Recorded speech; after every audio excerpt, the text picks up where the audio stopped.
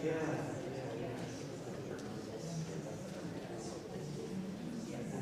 afternoon. Good afternoon. I need to adjust this one second.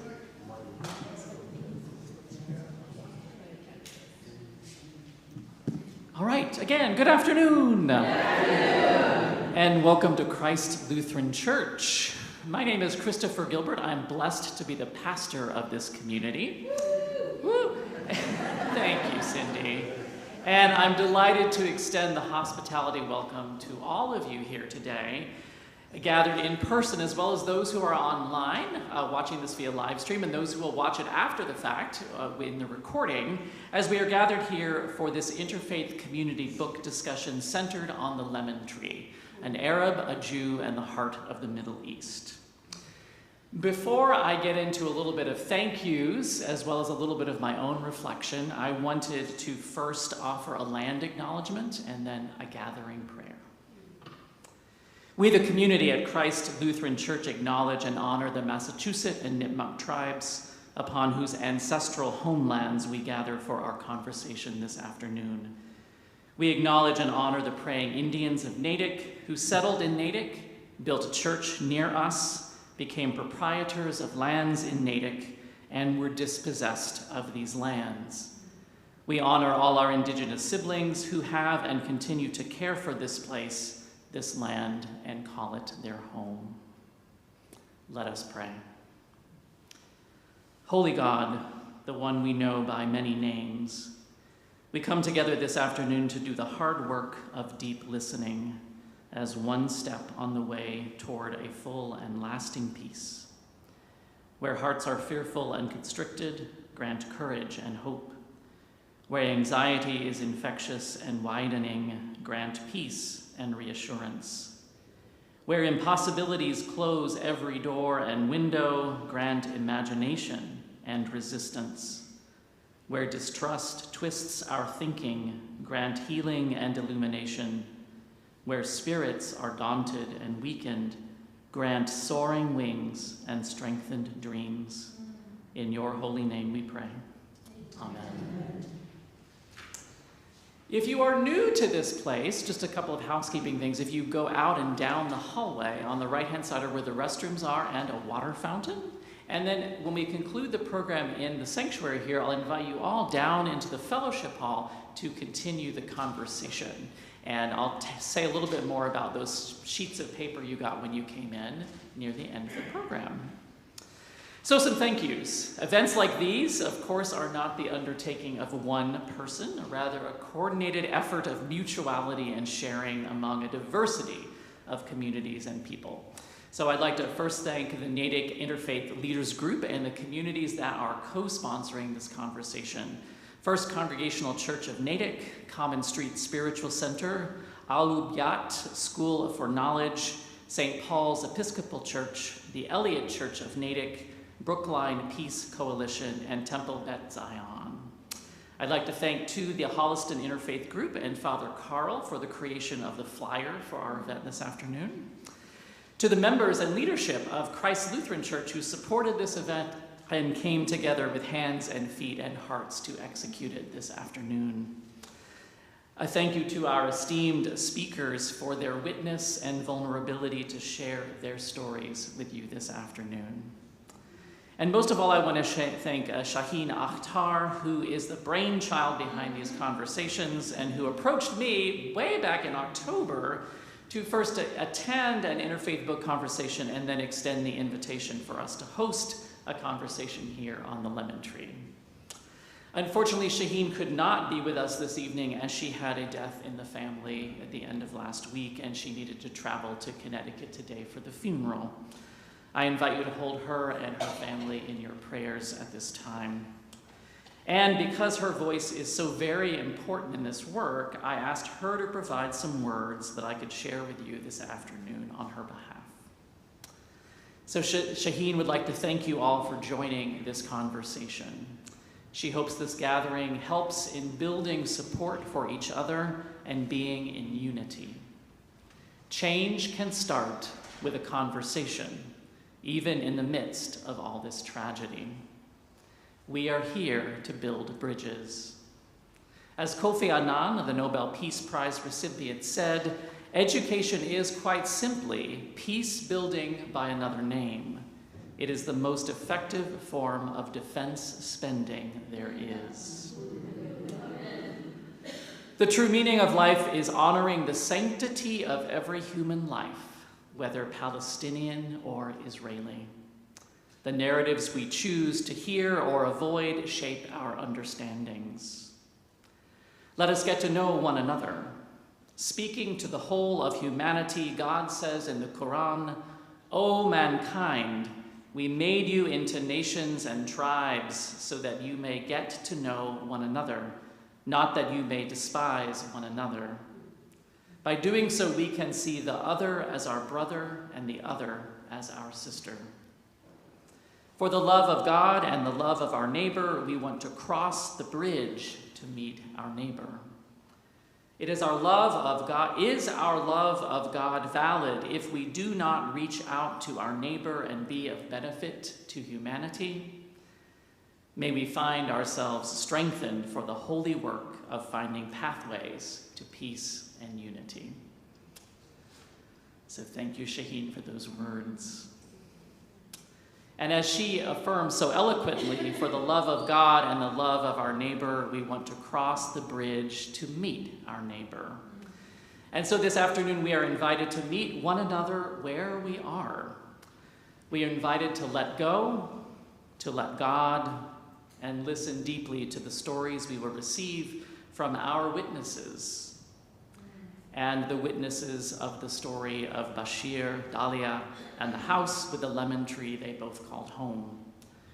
We are invited, as Dahlia affirms at the end of the book, to make space for the other, in the hopes that this will make it possible to weave together a reality that is much more splendid than the reality we can envision alone. What can happen, and I know I can often do this as an American and as a Christian, is to reduce the complexity of the intertwined truths of Israelis and Palestinians, of Jews, Christians, and Muslims to a single story. A story of war and violence, of who has the better claim to the holiest of lands for the Abrahamic faiths. A story of who is right and who is wrong. And as the Nigerian writer Chimamanda Ngozi Adichie affirms, single stories can be very dangerous. They affect the way we view the world and put those we meet into simplistic and neat categories that define places and people. The ultimate outcome of this single story is that, as Adichie writes, there is no possibility of a connection to another as a human equal. And so we are invited to hear beyond the single story this afternoon. As we learn in the lemon tree, truth isn't as easy as who is the hero and who is the villain. Everyone has the capacity to fall short, and everyone has held in their worldview the pure wonder and curiosity of a child. They were someone who loved and was loved, someone who was in community with others, spouses and children and siblings, comrades and confessors. Someone who, at the end of the day, was created in the image of God. And when we gaze on one another and our neighbors, those in our time now and those in our varied scripture and tradition, we get to practice looking at the world through the eyes of God, which makes what we do this afternoon countercultural, dangerous, and sacred, dare I say, holy. It's not easy. With every moment of clarity and wonder, there are backward steps where judgment rules the day, where another part of our heart hardens just a little bit more. And then there are moments like today, when we can take some steps forward together on the path to deep knowing. After Bashir's father, Ahmad, finished building the house in Al-Ramla, he turned his attention to the garden and the spot for a lemon tree. It would be at least 7 years, he knew, before the tree would come to maturity and offer up fruit. The act of planting, writes Sandy Tolan, was thus an act of faith and patience.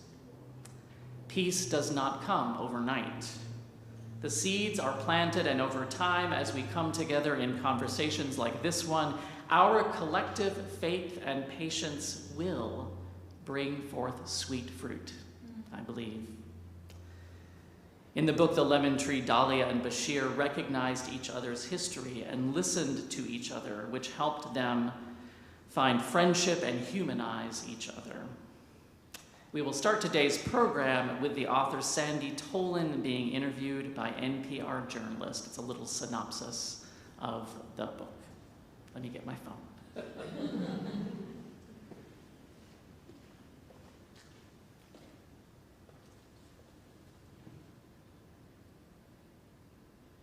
Our news, this is All Things Considered. I'm Howard Burkus. Every house tells a story. In Ramla, in Israel, there's a house with two tales, one Jewish, one Arab. In 1967, a Palestinian man cautiously approached the house, which had been his boyhood home. I was worried. Should I knock forcefully and risk intimidating the people inside?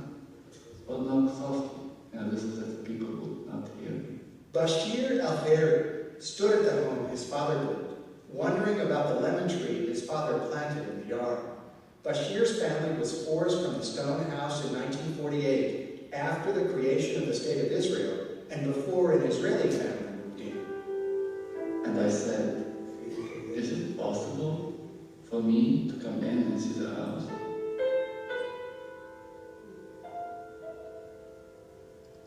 And I opened the door wide and I said, yes, to come in. Dahlia Ashkenazi opened the door to the house and to a friendship. Reporter Sandy Tolan first told of their search for understanding in a 1998 radio documentary heard on the NPR program Fresh Air. Since then, Tolan has dug deeper, tying the history of the two families and the house that connected them to the history of Palestinian-Israeli conflict. His new book is called The Lemon Tree, an Arab, a Jew, and the heart of the Middle East. Dahlia's family came from Bulgaria in late 1948. They were Bulgarian Jews who emigrated to Israel, got on a boat, sailed 7 days, and arrived in the Israeli port town of Haifa. Her father, Moshe, heard of a town called Ramla, and so they were among the first 300 Jewish immigrants to arrive, mostly from Europe, and they came to this town, and they saw this nice house with a lemon tree in the backyard, and they moved into it. So both Dahlia and Bashir were young children when one left the house and the other moved in. Both had very different perceptions, though, about why and how Bashir's family left. You quote a letter that Bashir wrote to Dahlia many years later about why his family left. And I wonder if you wouldn't mind reading that. We were exiled by force of arms. We were exiled on foot. We were exiled, but we left our souls, our hopes, and our childhood in Palestine. We left our joys and sorrows. We left them with each lemon fruit, with each olive. We left them in the flowering tree that stands with pride at the entrance of our house in Ramla. We left them hoping to return. And Dahlia had a completely different view of this, and she spoke with you about that for your radio documentary. Let's hear Dahlia's side of that story. From time to time, I would ask my parents and other people who were the people who lived in these Arab houses before, and why did they leave? And we were always told, people fled and left the boiling soup on the table, So it sounded like some kind of a cowardly escape. It's actually 19 years before Bashir has the opportunity to go back and visit his former home, and Dahlia answers the door and invites him in, and that meeting begins this sort of lifetime of conversation. Dahlia said, I have never seen people like you. You're strange. You don't just like your homeland, you adore your homeland. You adore the trees, you adore the fruits, you adore the earth, everything. I don't understand this attachment. I told her, I think I have an answer for that. For us, the lemon fruit is not just a fruit. This lemon is homeland. This lemon is round. This land is Palestine. And I am a child of Zion. For me, Zion means something very different than it means to him. For me, Zion is the mountain of God. For me, it's an expression of my very ancient longing. For me, it's a word that symbolizes a harbor for my people and our collective expression here. And for him, it's a regime of terror. 2 years after they had first met in 1969, Bashir is accused by the Israelis of taking part in a terrorist attack on a supermarket. He then ends up spending a total of 15 years over time in prison. He's also deported. But he never really tells you, at least in the book, we don't learn for sure whether he was actually involved in those attacks on Israelis or not. What do you believe about that? I don't know. He was convicted of it in an Israeli military court. He denies it, and yet he told me, as I wrote in the book, that I understand that the means were violent. He believed that his family was usurped of its land, that the Palestinians were expelled, and that since the right of return was now granted, that we have to take whatever means are necessary. Now, to Dahlia, what he did, what she believes he did, was a terrorist act. And every time I've asked him, he said, no, he's not guilty of that. Dahlia realizes that their friendship can't bridge this deep divide between Israelis and Palestinians and really between them. Yes and no. I mean, at times she would tell me, you know what, I'm not comfortable with the word friendship, because friends choose each other, and we have each other whether we like it or not. I love my country, and you love your country, and I love your country too, and it is the same country. And I have nowhere else to go, and you have nowhere else to go. So we are here, and nobody will dream the other way. And our enemy is the only partner we have. And as she told me, it was something beyond friendship, and here he is, and I can close the door again, but now I know the history, and I know something about what makes this guy tick and what this family has endured over these years. So what happened to the house? Well, what happened was that she had been thinking about what way could one acknowledge that there were two histories in this house.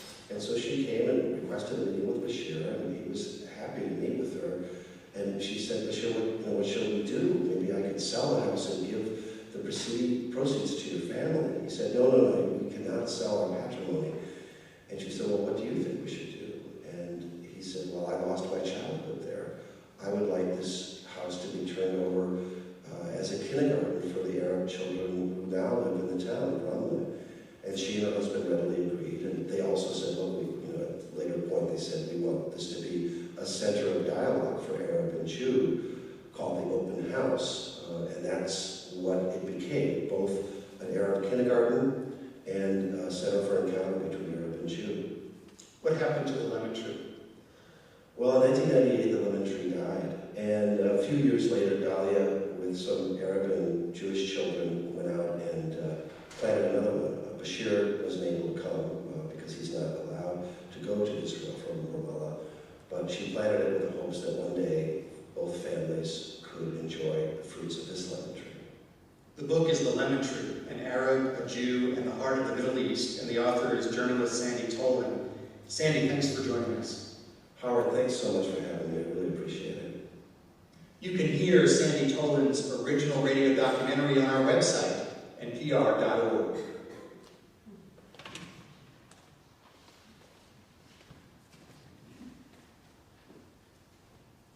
Okay, so now we have a little bit of context for our conversation this afternoon.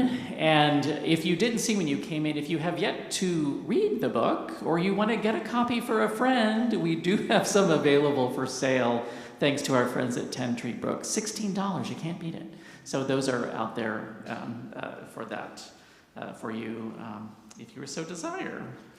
So now we're going to move into the bulk of our program with our esteemed panelists, speakers that we have here today. The first one, actually, Rabbi Raysh Weiss, at the very last minute had texted Shaheen and I saying that she had fallen ill and could not come today. She did, however, send some of her thoughts via text message, and I wanted to put her voice in the room as well if we could, and so my colleague Cindy from FCC is going to share those words with you today. Rabbi Raysh is one of the co-rabbis at Temple Israel of Natick. I need your face. Oh, yes. Oh, that's right. We had a terrible tech problem earlier. Is that okay if you turn it that way? Yes, indeed. So huge thanks to Christephor for hosting today. I'm the pastor of First Congregational Church of Natick, and I am reading this for the first time, so apologies when I screw it all up.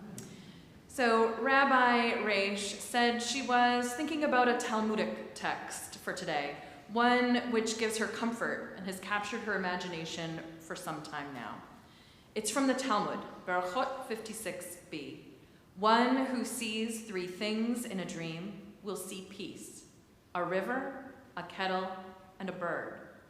What does each of these symbols teach us about peace?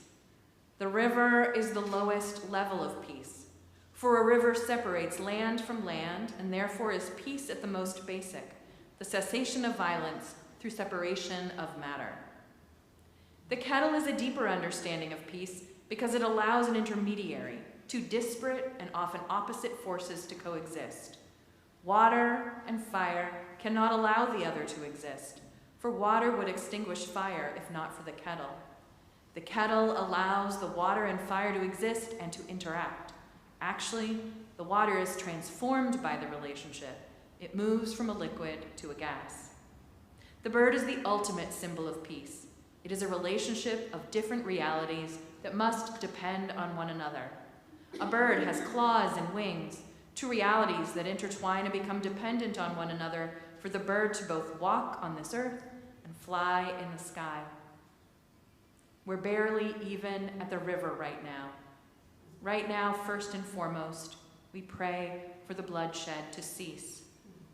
But what I truly pray for, Raysh writes, is the kettle and bird, for us to transform each other through acts of peace and harmony.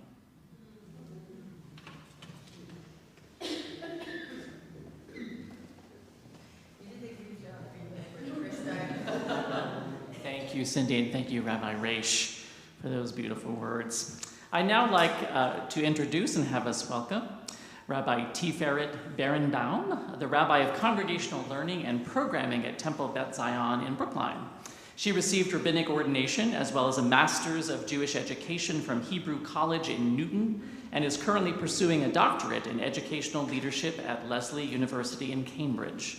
Rabbi Berenbaum formerly served as Senior Rabbi and Education Director at congregations in Wisconsin and New Jersey. She is a 2021 Covenant Foundation Pomegranate Prize recipient in recognition of her leadership in Jewish education. Let us welcome Rabbi.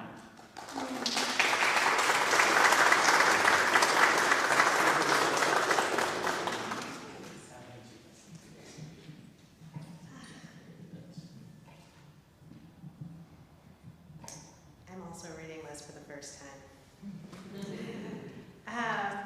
Hello, good afternoon. I want to thank Shaheen for inviting me to share my reflections, and I'm grateful for this wonderful opportunity to meaningfully reflect on Israel and Palestine. I lived in West Jerusalem for 7 months back in 2010 and 2011, and recently a memory from my time there has been haunting me. I went on a tour of the West Bank city of Hebron with an organization called Shovuim Shtika, or Breaking the Silence, a collective of serving and discharged Israeli Defense Force personnel and reservists who confidentially recount their experiences in the occupied territories and introduce participants to residents of Hebron who share their stories. As we got off the bus, we were approached by Palestinians who were selling wares. We were told to keep going and not acknowledge, So I did. And I remember a man yelling at me, just me, the only black face in the group. He asked me, "Why won't you spend your money here?" And his emphasis on the word "you" is what continues to haunt me to this day. In her 2020 book, Caste, The Origins of Our Discontents, Pulitzer Prize-winning journalist and author Isabel Wilkerson illustrated how Dalits, also derogatorily called untouchables, recognized that there was a caste system operating in the United States by recounting a visit to India by the Reverend Dr. Martin Luther King Jr. His host there introduced him to the crowd by saying, "I would like to present to you a fellow untouchable from the United States of America." At first offended and taken aback, Reverend Dr. King concluded, "Yes, I am an untouchable, and every Negro in the United States of America is an untouchable." For me, that Palestinian man was helping me see a reality and make a connection to the African American experience here in the United States. So I wanted to open with that, with sharing my position as an African American Jewish person in relationship with Israel and Palestine, Israelis and Palestinians.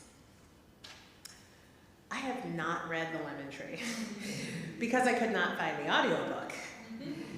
But I listened to this segment that we just listened to and the hour-long documentary from which it was drawn. And at one point, Bashir wishes for a forest of dahlias, of people who are willing to be in connection and dialogue, and who are willing to step beyond fear and socialization. As Bashir aptly put it, "All that I want is for you to struggle with me." I don't know if Bashir knew when he spoke those words that the root of the word Yisrael is to struggle with God. But the nature of what it means to be one of the people Israel, and here I mean someone who follows the Jewish tradition, not citizens of the state, is to struggle with God. However we understand God, whatever we call God. I often say that God, the word God, is a placeholder for our personal experience. So we struggle with that notion. And Bashir asks us to struggle together. How glorious would it be if everyone could see the holiness in struggling together, in being in relationship in this way, the ability to listen with open hearts, to acknowledge the other's existence and their version of the other's experience. I was deeply moved as Dahlia reflected on her discomfort at noticing the poster she had hung up of an officer standing at the Suez Canal. And she said, "I suddenly realized that they must be looking with very different eyes and very different feelings than I do." That awareness is what the American sociologist and activist W.E.B. Du Bois referred to in his 1903 work, The Souls of Black Folk, as double consciousness. Double consciousness describes the psychological experience of individuals, particularly in this case in the United States, Black Americans, having to simultaneously navigate their own identity and the external perceptions of others, often based on racial prejudice. For Palestinians, this is a necessity, something I understood through watching Palestinian-produced media. But to truly struggle together, that consciousness has to go both ways. And that consciousness is what Dahlia was beginning to display in her realization. This work is not easy. The work of holy struggle together necessitates upending foundational truths on which a dialogue, every conversation that they had, affected a change in their relationship and in themselves. Bashir shared his gratitude just for Dahlia opening the door. And I think a door is an apt metaphor for this work. Firstly, a door goes both ways. It's for things coming in and going out, for learning and unlearning, for welcoming and also for keeping out. Sometimes in the course of dialogue, doors are slammed shut in anger. Sometimes people push everything in the room up against the door to keep whatever is trying to get in out.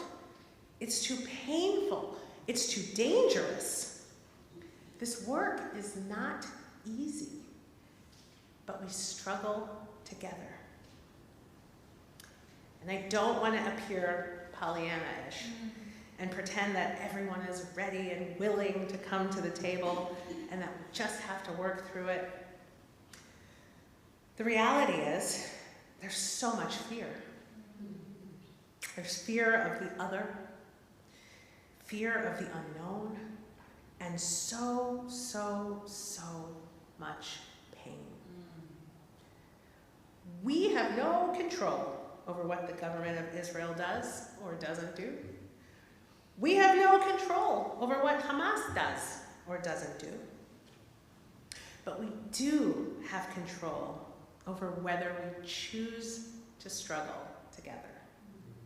To learn about the variety of experiences of the occupation, and to learn to be comfortable with discomfort and tension, lovingly investigating it instead of slamming the door in its face. In the Torah, there's a reason why the generation of the Exodus was not allowed into the Promised Land at the end. They carried the trauma of Mitzrayim, the history of constriction and narrowness with them. Bashir was driven out from his home at the age of 6. Dahlia was a young person when she escaped the Holocaust and fled to Palestine, still having nightmares about being chased. Maybe they can't go into the Promised Land of peace, because their traumas are too fresh. And every day, fresh traumas are being inflicted on Palestinians and Israelis. Can we go into the Promised Land of peace? I don't know. But I believe that we won't even be able to start. We will not be able to begin our healing until there's a decision to stop traumatizing the other and start struggling together. To find a way to honestly live the verse from Psalms 24:1, L'Adonai ha'aretz u'meloah. To God belongs the land and everything in it. I pray for the day when we come to the place of understanding that that lemon tree belonged to God and was there for Bashir and Dahlia to love, to enjoy, to cherish, and to share. Dahlia spoke words of truth. God is a God of abundance and not of scarcity.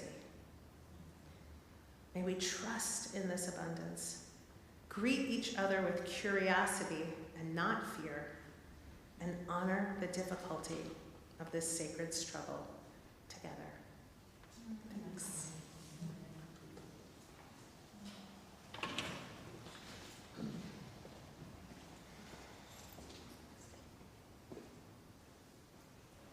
Thank you, Rabbi. Our next speaker is Iman Ansari. She is a Palestinian-American pediatric pulmonary and critical care physician, a practicing pediatric emergency physician at Boston Children's Hospital, and an assistant professor of pediatrics at Harvard Medical School.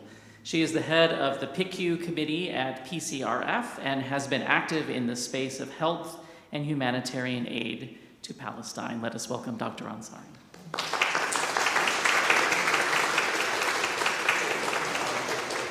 No worries. I think we're the same height. 5'7". Excellent. So I have few notes, but I'm going to try to speak with you. rather than read from my notes. So I'll introduce myself initially, an introduction you've heard me say before. My last name is Khadra, and it's a name from Safad in northern Palestine, a town that now, it's called Tiferet, and it's within modern day Israel. And no one could say Khadra. So I will introduce myself. Hi, I'm Dr. Khadra. Oh, Dr. Khadra, Dr. Khandra. Like, it will be butchered in so many ways. So years ago, actually 2 days ago was the same day that I was sworn a citizen over 12 years ago. I decided to take my husband's last name. His last name is Ansari. And it's easy. Ansari, it sounds Italian. And I started introducing myself. Hi, I'm Dr. Ansari. And the response is, you don't have to be sorry. Just your name, ma'am. No winning. So who am I? Khadra, Ansari, Iman, doctor. So I was born and raised in Jeddah in Saudi Arabia, a city on the sea, beautiful, beautiful city. I'm the second to a boy and one of 5 children. I grew up there. We went to private schools because my parents wanted us to get good education, public schools for girls, because education is segregated by gender in public schools, was not of high quality.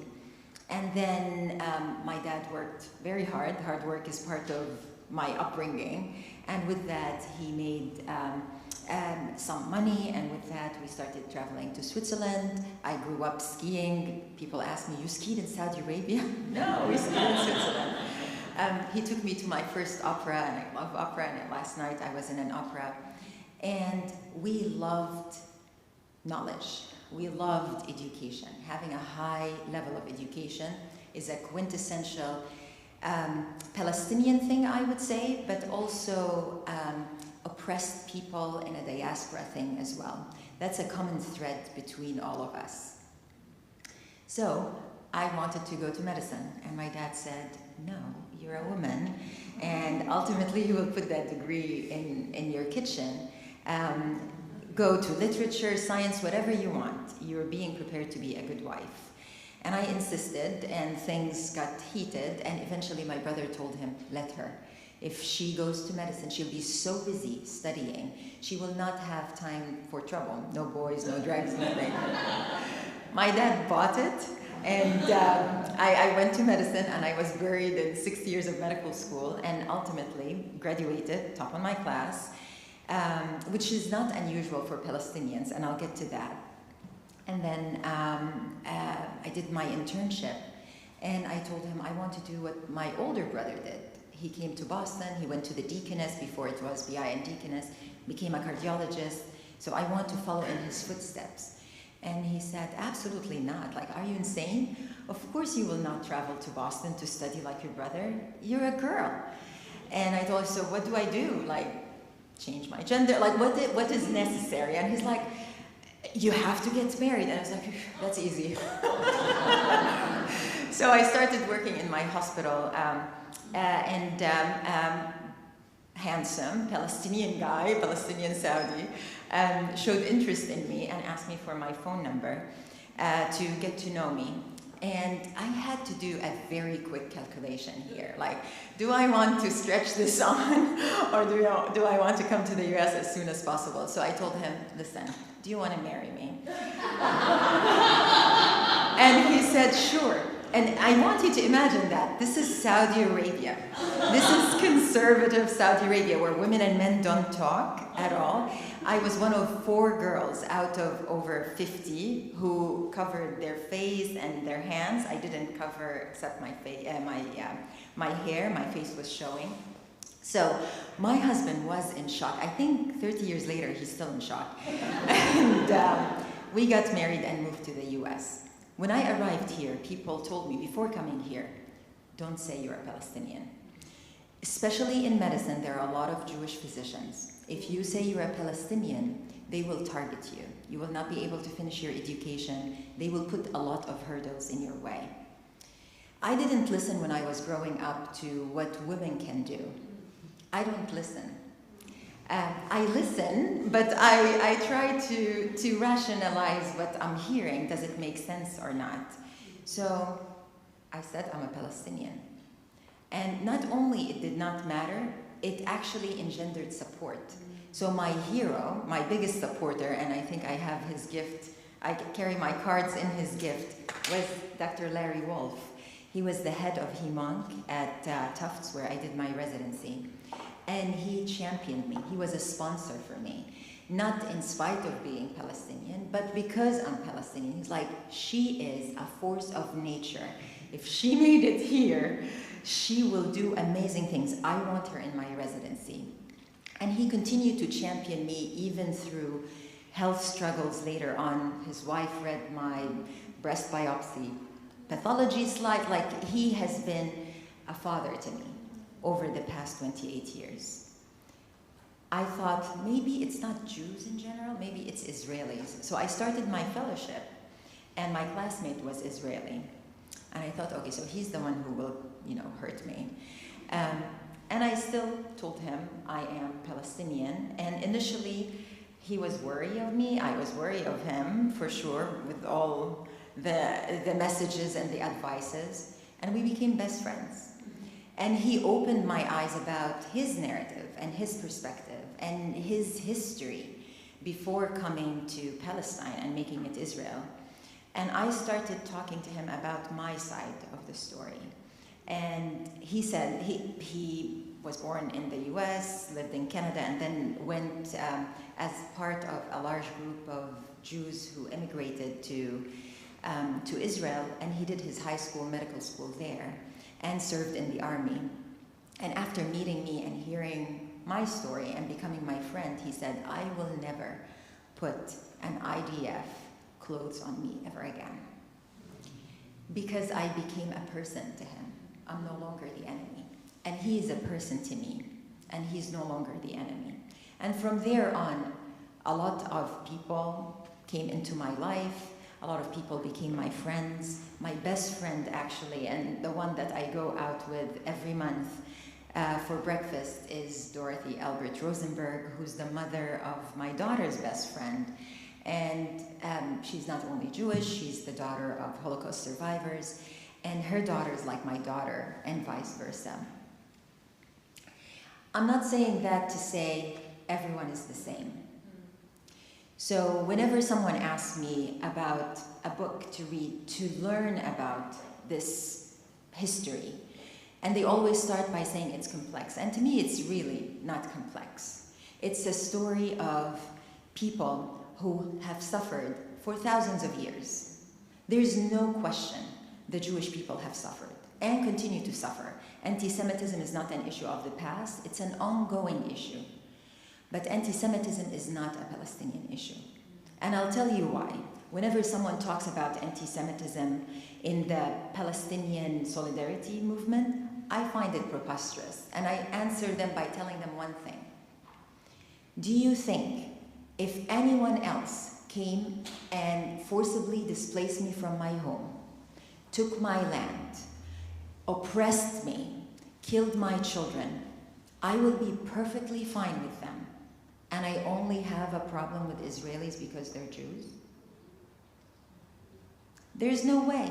It's the same thing. Even if it was my next door neighbor who did that to me, even if it was my cousin who did that to me.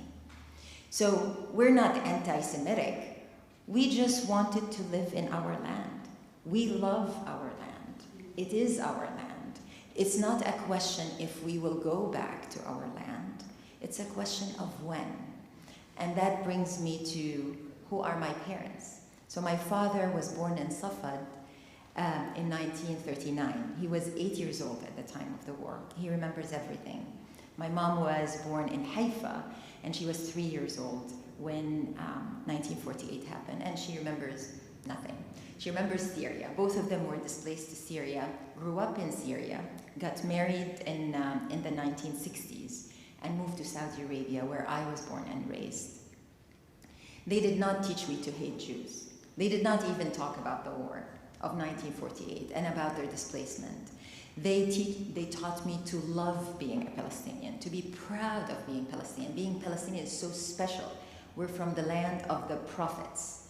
That is what is a Palestinian. I have to be the best in class because first I'm not missing a cerebral lobe. Mom would always ask me like, are you missing one? Like, why is it 9.75 out of 10? Why isn't it 10? So I have to live up to that. They were the best business people in Saudi Arabia, the most honest people, the best teachers, the top on the high school diploma. Every single year we have one test. Everyone has to take it in Saudi Arabia in order to graduate high school. And the top on the kingdom every single year is a Palestinian. So Palestinian for me is a mark of excellence.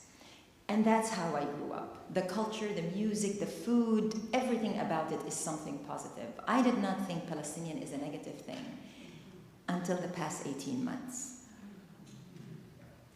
I love to read. I definitely read Caste by Isabel Wilkerson. When anyone asks me to know about the story of Palestine and Israel, I always recommend The Lemon Tree. It's written by someone who's neither Palestinian nor Israeli, neither Muslim nor Jewish, and not that Palestinians are all Muslims. We will learn that actually a big part of the Palestinian culture are the original Christians of Palestine who have lived there for 2,000 years from the time of the Christ.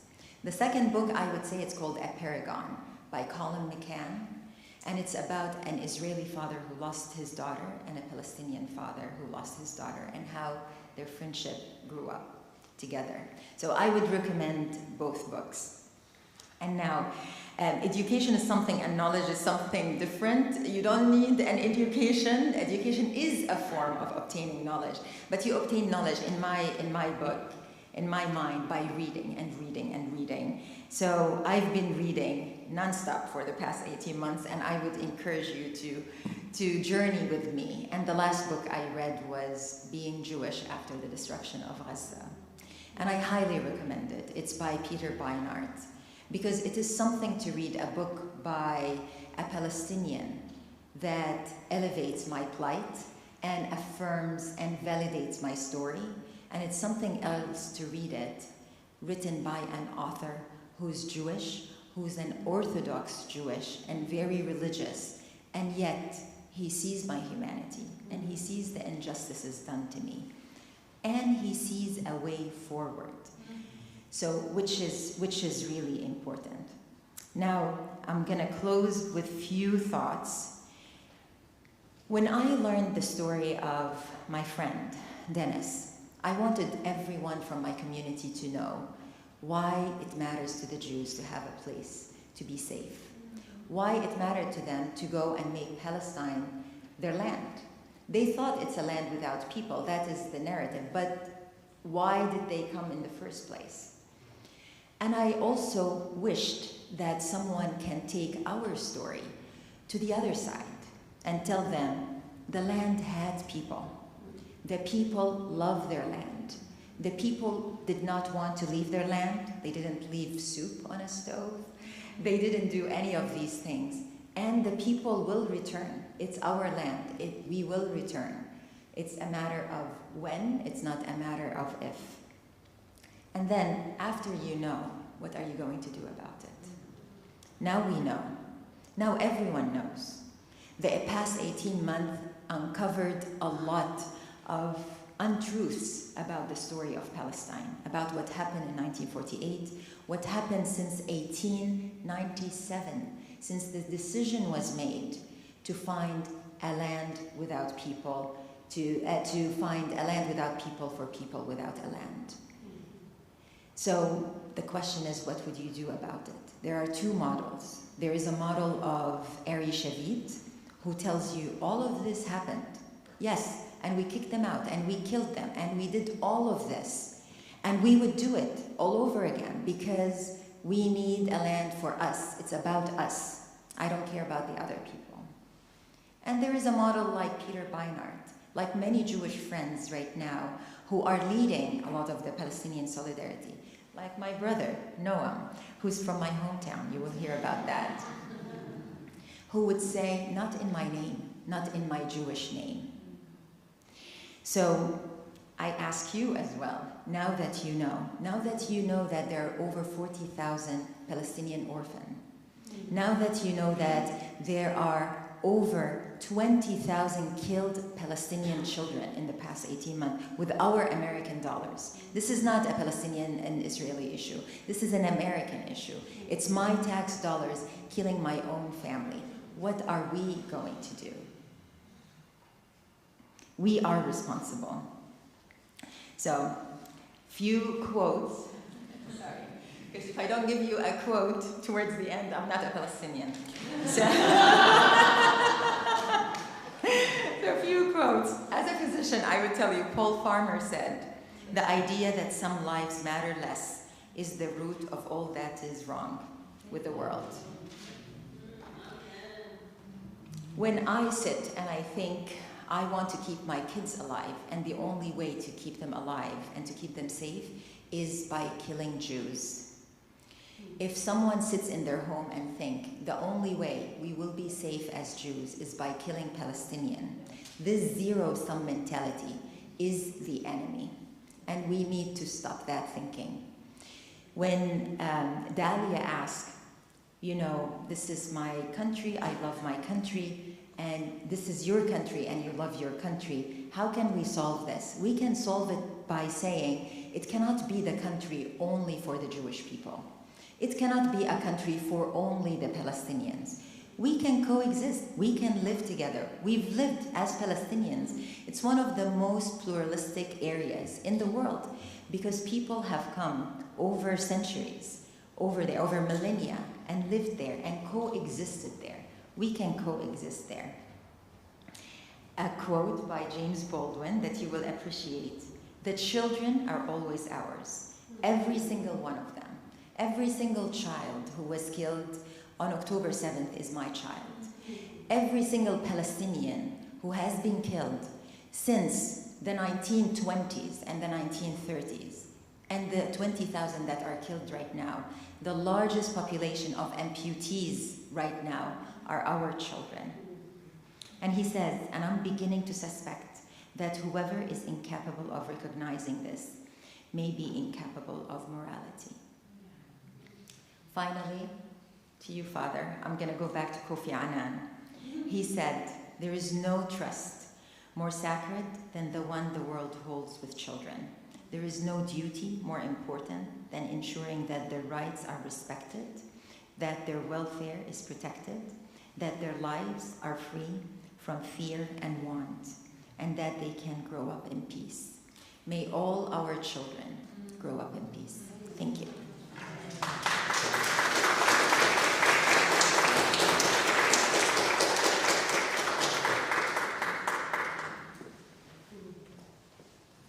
Thank you so much, Imam. We move people around. I have to remember who's next. Okay. Our next speaker is Hani Murad. He holds a doctorate in clinical psychology. His experience as a clinician and academic expands from the United States to the Middle East. He has been working in the mental health field for about 3 decades. He joined the UN in 2004 and spent 15 years working as a psychologist covering the occupied Palestinian territories and the region. He also was appointed as the regional ombudsman for the Middle East and North Africa for 2 years, providing prevention training, emergency response, and dispute resolution in a variety of settings. Let us welcome Hani Murad.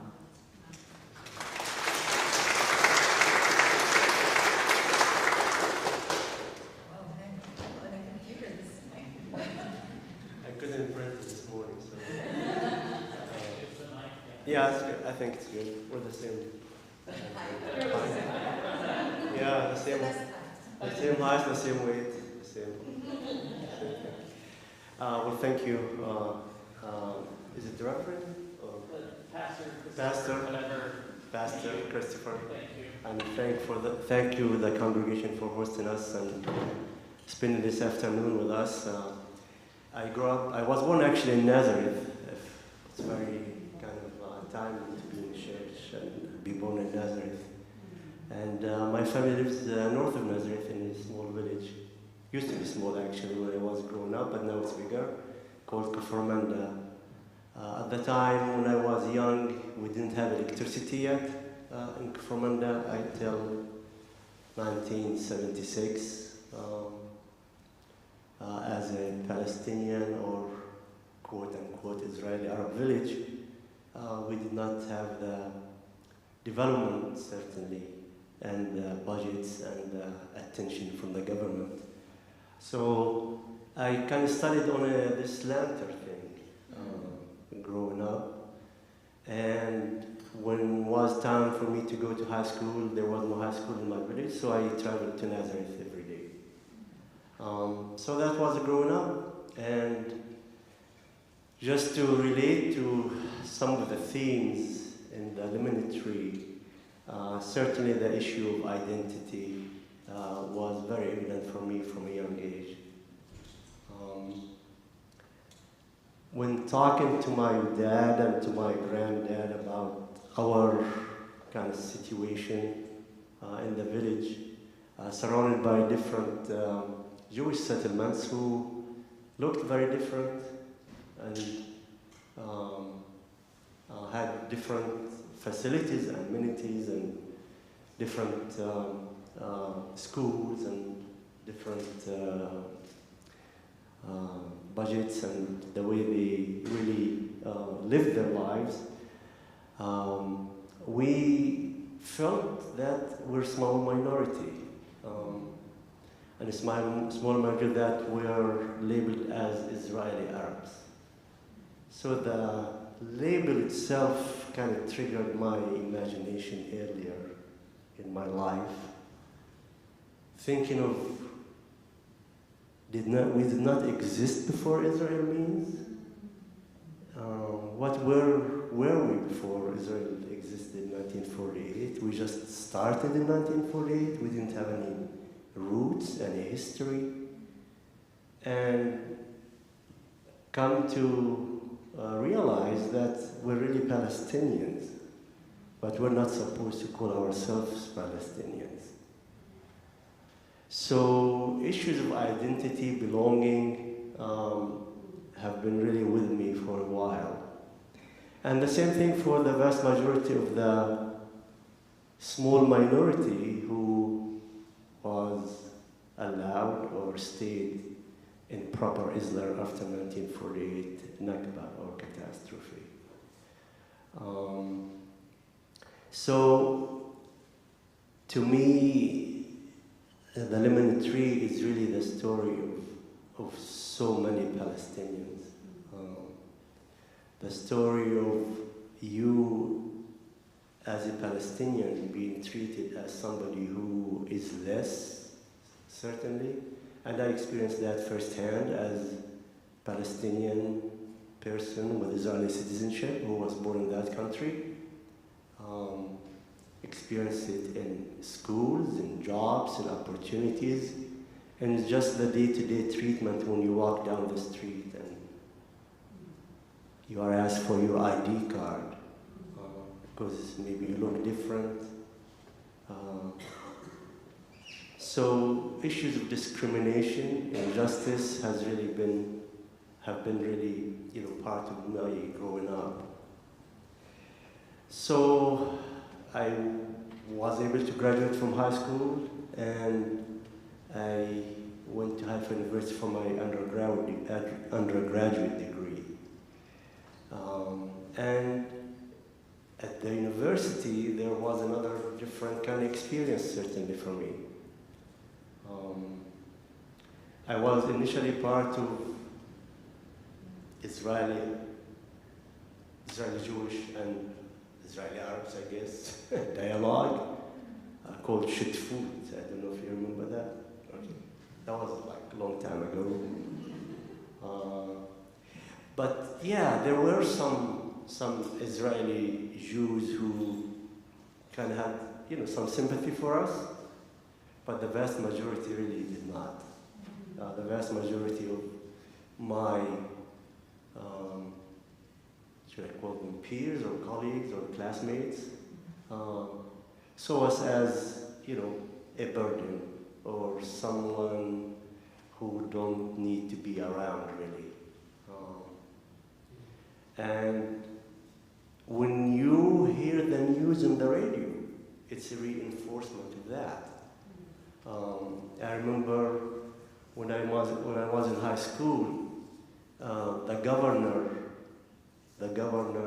of the North, his name was Israel King, I still remember it. Probably he's dead by now, because that was a long time ago. But he called us as the cancer in the body of the Israeli state.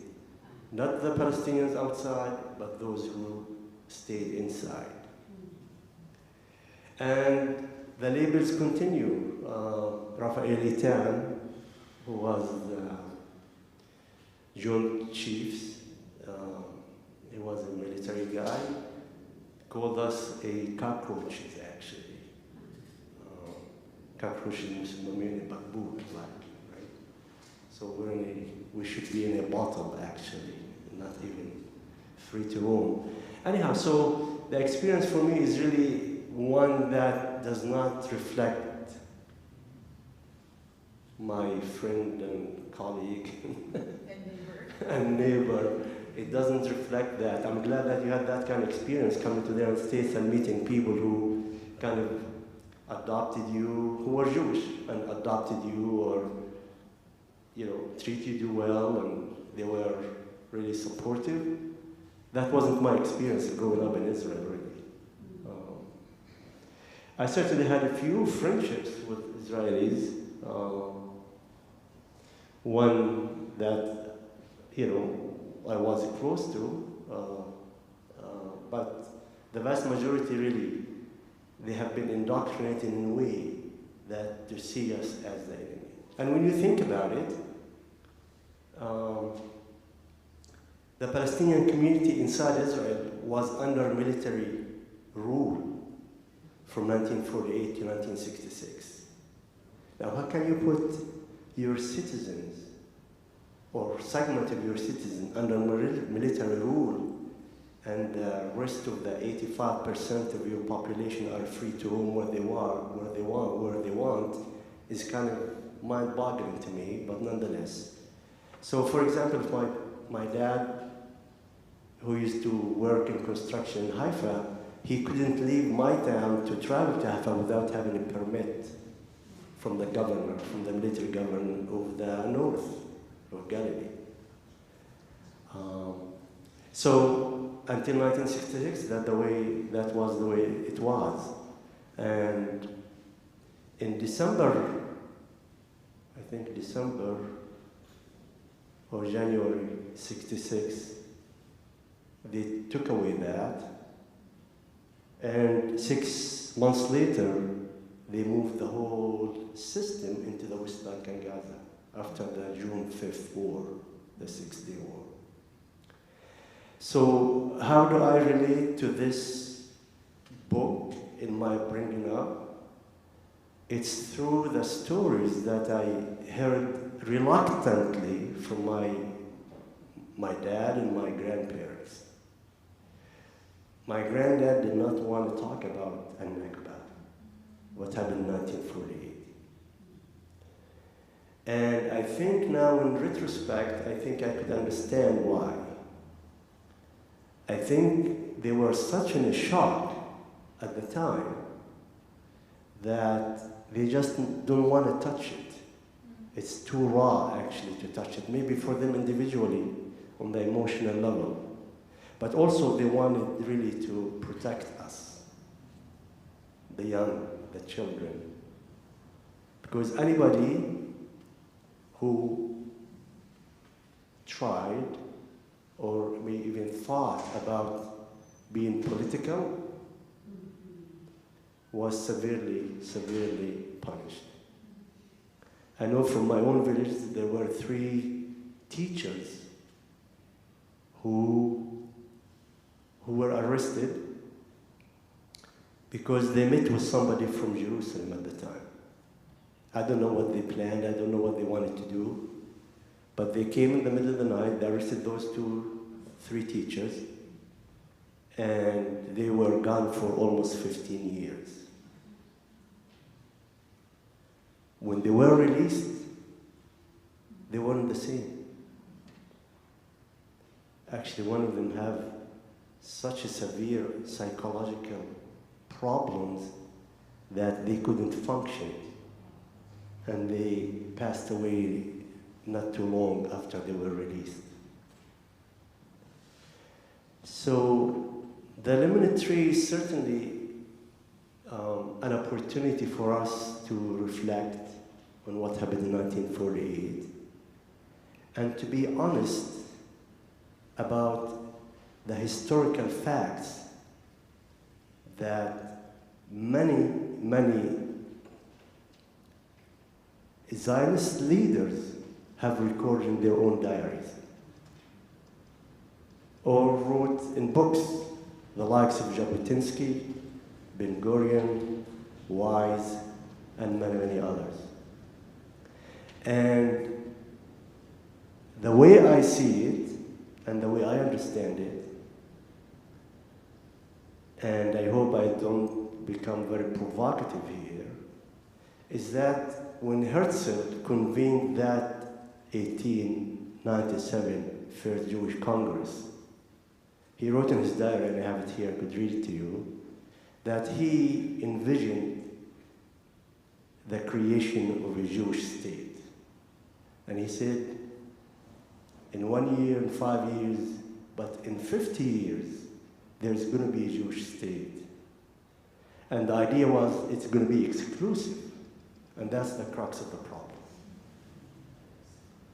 So the idea to come and live in a land that you think or you feel or you believe that you have a connection to it from 2,000 years ago, 3,000, 5,000, 10,000 years ago, it's fine with me. Come and live and let live.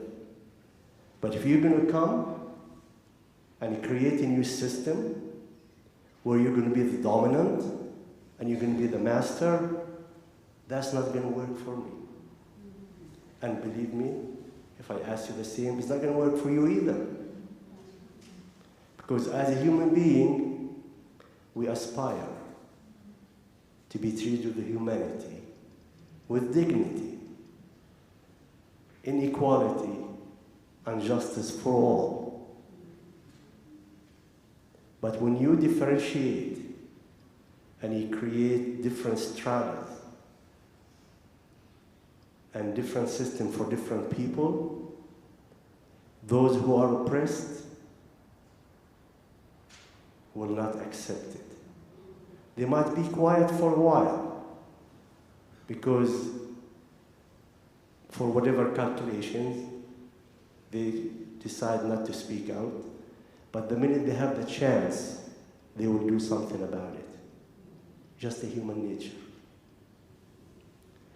So, I think I need to conclude, right? Did I take more time? Because I haven't even touched what I wrote, so. But that's fine. That's fine. Yeah, I guess a couple of things from the book that really drew my attention. One of it is that chapter about the expulsion, and you touched on it a little bit. But I found it fascinating how the description of the families who were leaving Al-Ramla, what they left behind. And the quick thing that I found it really important to note, I'm going to quote, at home, the Khairis, the family, the Bashir's family, the Khairis and the Tajis, and the rest of the people of Al-Ramla had left behind their couches and tables, rugs, libraries, framed family pictures and their blankets, dishes and cups. They left their fizzes, their galabiyas, balloon pants, spare kufiyas, sashes and belts. They left their spices for maqlubi. You know what maqlubi is, I hope, right? Well, it's a rice dish that you put it upside down, because then the meat is on top, because you cook it. You know what I'm saying? Okay.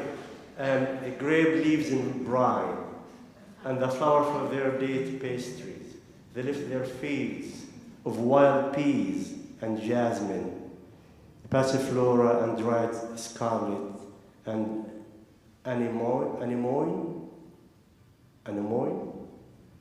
Is that the way you say it? Yes. Anemone. You just say the consonants. Okay, anemone. Mountain lilies that grew between the barley and the wheat.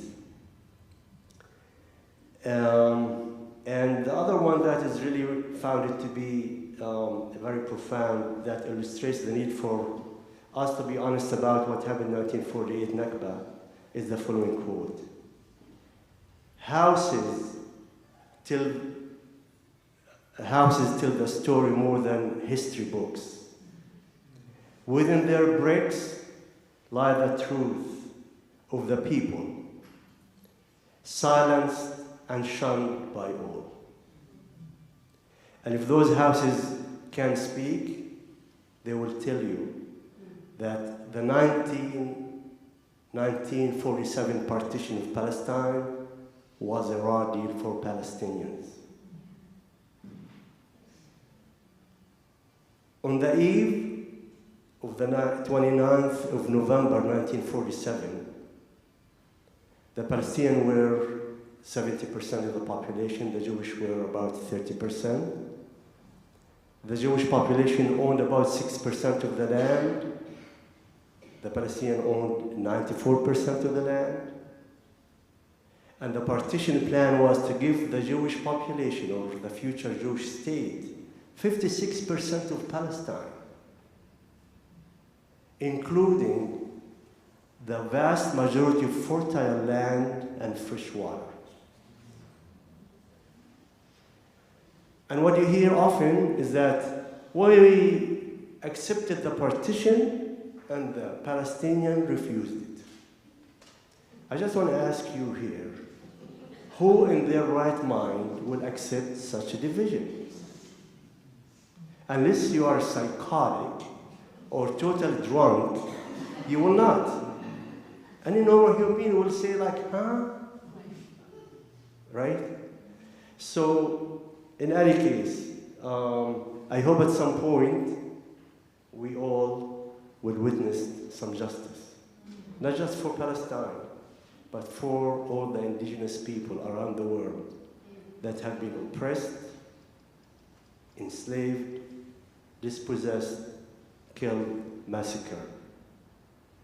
So Palestine is not really one unique in many ways, but it's the one that continue to ooze with blood and pain. So in the end, I want to maybe dream a little bit for a couple of minutes, and then I'm going to close with a quick poem from Mahmoud Darwish. I'm not going to quote anybody, just I'm going to read a poem. All right?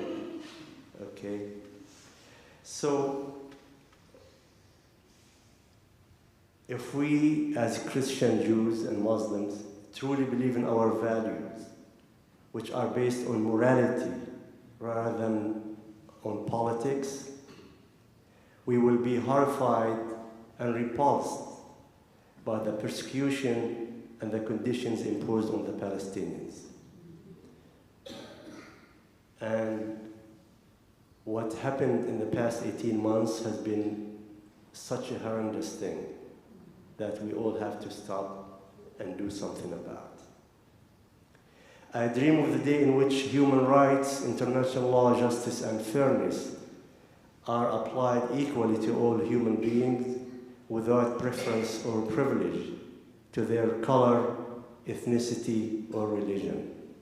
I dream of the day in which the life of a Palestinian child will be as valuable as an Israeli child. I dream of the day when all people who call the Holy Land home will live in peace and harmony with freedom, equality, and justice for all. And Mahmoud Darwish just, I hope you haven't, if you haven't read some you can encourage to read some of his poetry now.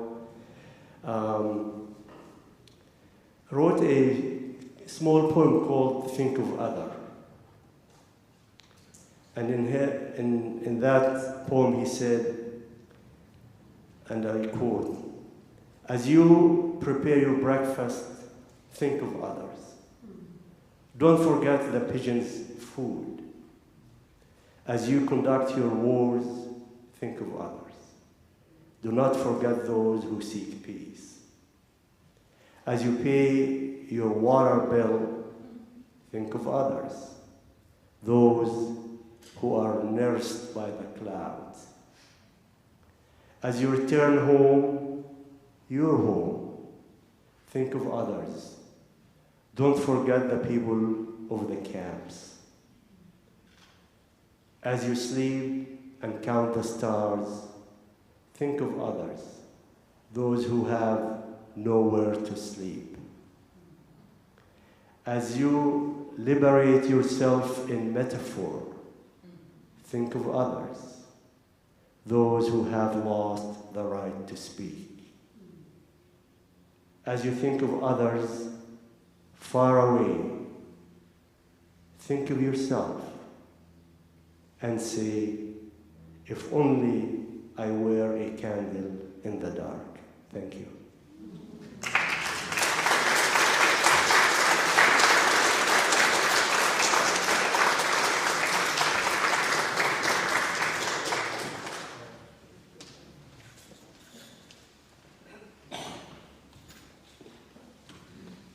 Thank you, Hani. Next we have, our next speaker is Michael Maria. Michael is a Palestinian-American born and raised in Massachusetts with ancestral roots hailing from Bethlehem, Palestine. He has served on the executive committee of the Boston Palestine Film Festival since 2011, acting as festival programming director following initial responsibility as the festival director of operations. He leverages the powerful media of film and art to center Palestinian creative expression. Michael currently lives in Roslindale, Massachusetts with his family. Let's welcome Michael.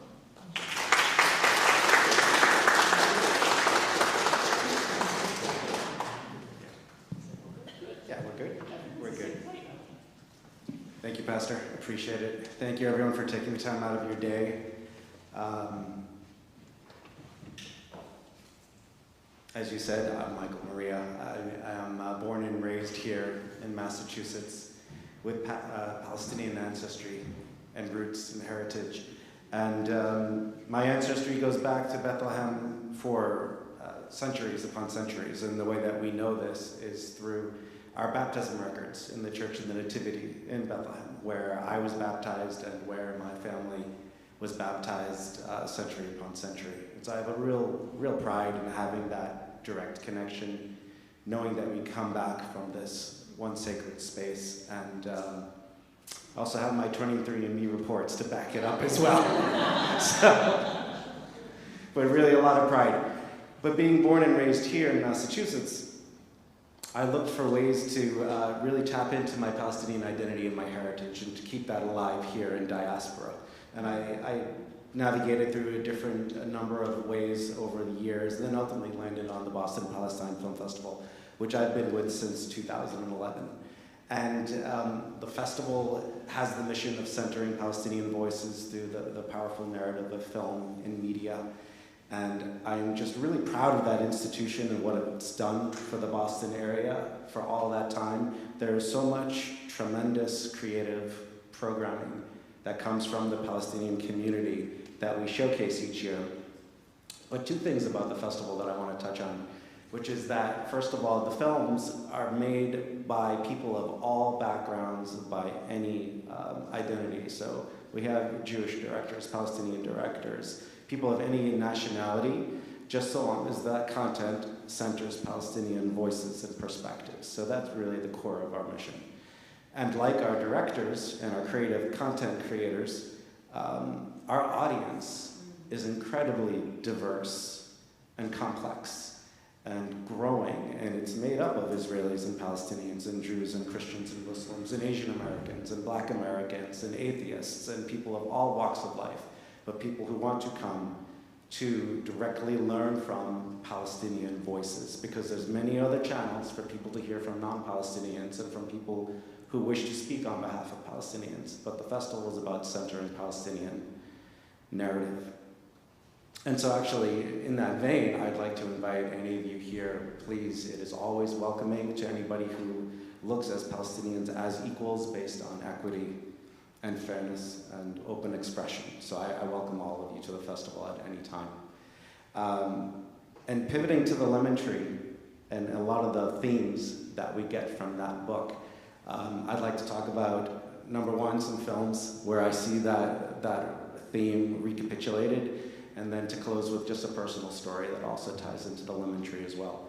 But looking at film, I want to talk about three just very briefly, and I hope that all of you have seen these, and if you haven't, please get them on your radar. And the first is No Other Land, which most recently won Best Documentary Feature for Academy Awards very recently. It documents the ethnic cleansing of a Palestinian village, Nafas Yata, in the southern West Bank, near Hebron el-Khalil. And it's a collective Israelis and Palestinians who created this film. They came together to document the village's resistance against this ethnic cleansing. And we see that this has actually taken place over decades. And the village has tried to use legal means to resist that dispossession. And of course, the Israeli court said, no, we have the right to displace you. And it's what we've seen happen. When they lost in the courts, they continued to resist their displacement on the ground by staying and by documenting. And what we see in the film is they're joined by Israeli activists who identify with the injustice of what they're living through. And one of the main filmmakers is Yuval Abraham. He's a journalist with 972 magazine. He comes and he embeds himself with the community for 5 years, not as an equal because he has rights that the Palestinians don't. But he comes and he experiences this injustice on an ongoing basis, and he's one of the creators of the film. And I think that Jewish-Palestinian solidarity is such a beautiful theme that comes through in the film. And even though this film has just won an Academy Award and had a lot of high-profile visibility, we see that the ethnic cleansing and the oppression and the displacement is still happening today. And we still see posts taking place online of this ethnic cleansing and the visibility that the film brought. What change did it actually bring? And just a tremendous amount of guilt that we can sit in the theater and watch some of this content and yet feel helpless that we're not actually changing reality on the ground for Palestinians. And speaking about it is one thing we can do. I guess two other films real quickly. One is called The Encampments, which is playing in theaters now, and it focuses on the Columbia University protest movement against the genocide taking place in Gaza. And it's very high profile also because one of those protest leaders is Mahmoud Khalil, who was recently abducted by ICE and has been in detention for almost 2 months now. And a beautiful thing about this film, we're embedded within the protest movement in Columbia, and we understand what the students are advocating for and who they're made up of. And we see that there's actually a very large Jewish community of students that are part of this protest movement. And so we like to hear from the US government and from other outlets that they're saying these are dens of anti-Semitism and these are just little Hamases running amok on campus, right? This is what they're characterized at. There's actually a massive Jewish community that's part of that protest movement. And we see that they're celebrating Shabbat at one point as an entire community, and that they're taking part in the Havdalah, which is a ceremony or prayer to mark the end of the Sabbath. And it's beautiful, and it's really this coming together of people seeing each other as equals in interfaith harmony, but advocating as equals to say the atrocities in Gaza have to end. And our schools must be held accountable, and they're working within their realm of influence and ability to try to drive change, which I just find to be so admirable, regardless of what faith or background they are. And then lastly, a film I want to call out is Israelism, which is been around for about a year or so. It was made by Jewish directors with local contacts, connection here in Massachusetts, actually in Somerville, and the protagonists are Jewish American, and it's a deep dive into the uncoupling of Jewish identity versus Zionist identity, and how many, many young Jews go through an awakening to say that from a very young age we were raised to identify our Jewish identity and meaning through a Zionist identity, but when in fact you can live a very, very rich, warm Jewish life and tap into those teachings that come from Judaism and the Talmud and Tikkun Olam and see that as a way to drive yourself for Palestinian justice and liberation from a lens of equity and shared security and shared rights and shared dignity, and they're motivated to behave in such a way. So if you haven't seen these films, please get them on your radar, because it exemplifies the lemon tree themes to me of how Jews and Palestinians, in order to bring a long-term lasting peace, need to humanize each other, see each other as worthy of the same things and worthy of the same rights. And lastly, just to make it personal, I want to tell a story about my own personal family. And it started with a text message that I got from my sister earlier this year. And she said to me, Michael, did you see this video that came out from B'Tselem? And B'Tselem, for any of you who don't know, is an Israeli human rights NGO. They operate to bring visibility to injustices against Palestinians. They track data, they produce media. There's a lot of content out there. And 12 years ago, B'Tselem accompanied my uncle. This video that my sister shared the link to was about a short film called Burnt Land, and it featured my uncle in Bethlehem. It's online today. Anybody can go and see it. It's about 7 minutes. And 12 years ago, my uncle, so over the course of many, many decades, my family had acquired a lot of property and land in the Bethlehem area, and olive groves and houses and apartments and things of that nature. And it was because of my grandfather's work as a property appraiser. He would assess the values of property, and it gave him access to quite a bit. When the apartheid wall was built, and then barrier, my family lost access to a significant amount of olive groves that were now cut off on the other side. And they no longer had free access. In the 60s and 70s and 50s, they openly were able to go to the land, harvest the olives, and it produced olive oil to feed tens of families. It was really a resource. And after the barrier was constructed, they were no longer able to access. My uncle, about 12 years ago, you can apply by permit to access the land. Otherwise, you're not really able to access it all. And the permits are for only 1 day at a time. So it's not a way to actually do anything with the land, to cultivate it, to tend to the trees, to harvest the olives, or to bring workers along to do that with you, with your family. And so 12 years ago, he did access the land. B'Tselem was accompanying him. And we see that the trees are in disarray at that point in time, not producing the olives that they should. And he could visit, but not do much in that amount of time. And then we see 12 years later, in 2024, actually, B'Tselem accompanies them again at that point. And the drastic change between those 2 years is really quite shocking. There's settlement construction taking place all around this land, and we actually see construction debris that's been placed upon the land, and the trees, when not being tended, are really demolished, the ones that are still standing and no longer producing olives. And it's called burnt land because when the trees aren't tended to, they die, and we see that. And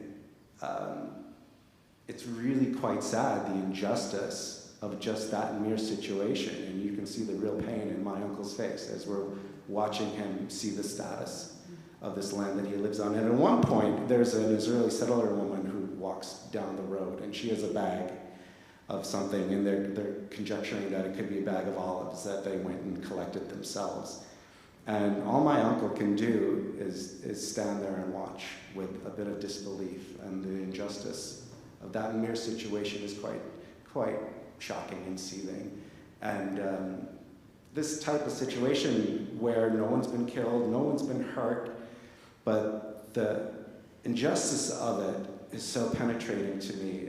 It really exemplifies on a broader level the type of dispossession that Palestinians have experienced for decades, going back to the lemon tree, and how he no longer has access to his boyhood home or the lemon tree that he originally grew up with. And I see that with my family and their olive trees and their heritage. And I'm very thankful for B'Tselem for taking the time to produce the video like this, because I otherwise would never have direct access. So I have a lot of pride in seeing my uncle presented in this way, and so much sadness at the same time for the injustice of the situation. And I feel the motivation to try to take steps in my life in any way I can to amplify Palestinian voices and to work in solidarity in an interfaith manner with people of all walks of life, of any background, so long as they see me as a human and my family as human and worthy of dignity and rights and freedom and security, just as all people are. Thank you.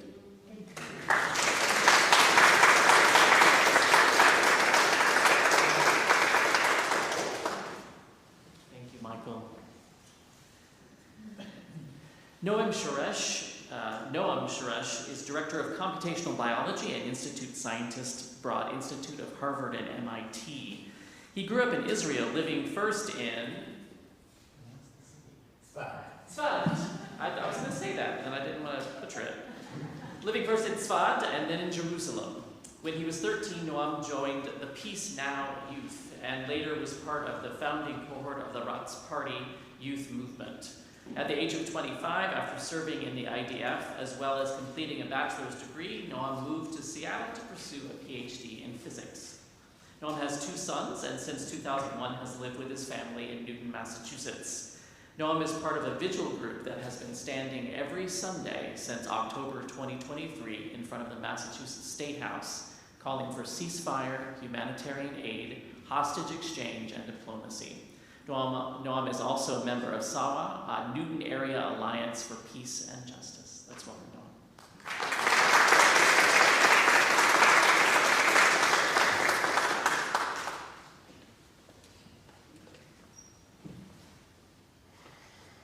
One morning when I was 13 years old, there were some people handing out flyers by the entrance to my school in Jerusalem. In the flyer I read that only a day or two before, just a few kilometers away in the village of Kharfour, the army came into the village in the middle of the night, banged on doors, and forced everybody out.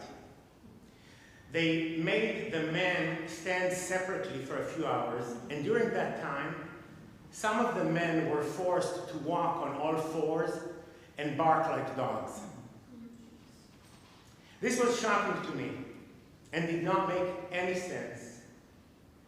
That evening at home, I showed this flyer to my parents and asked them what's going on here.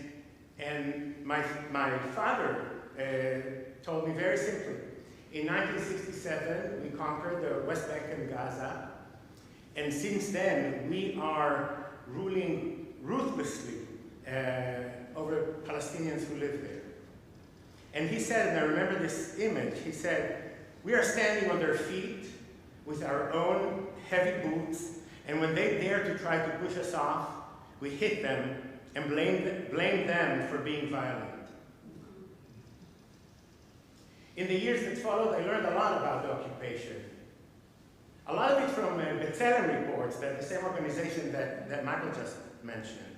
I learned about confiscation of land and uprooting of trees, demolition of houses, about incarceration of Palestinians, torture, killing, about settlers carrying out pogroms with impunity. And Israel never denies any of these facts, just justifies them all as necessary for protecting us from terrorists. A few years later, I joined the army, and at some point I was training to become an officer. The school for officers, like all the units in the army would need to send on a regular basis some troops to maintain to police the occupation, to police the West Bank and Gaza. And as part of that, my company was sent to spend a couple of weeks in Gaza. We were taken to a military base, a small military base, and at some point,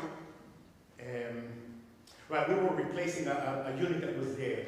So I was selected to walk around with some sergeant from the previous unit, and so he would show me around the equipment that we were taking over. And as we were walking around, we got near a small shade, and under it sat a man, obviously Palestinian, with black hood over his head, hands tied behind him, feet tied in front. At that point, the sergeant told me, "Want to see something?" As if he was about to share something really cool with me. And then he walked slowly, picked up a large rock, and just hurled it at the man. The man grunted when the rock hit him, and we just walked away. The following day, we went out on patrol.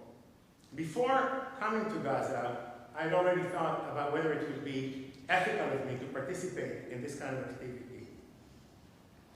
Several of the people I talked to, including a member of parliament of the leftist Meretz party, Cohen, told me that it's actually important that people like me do go and serve in the occupied territories. That it is much better that I be there than people who really don't care about the Palestinians.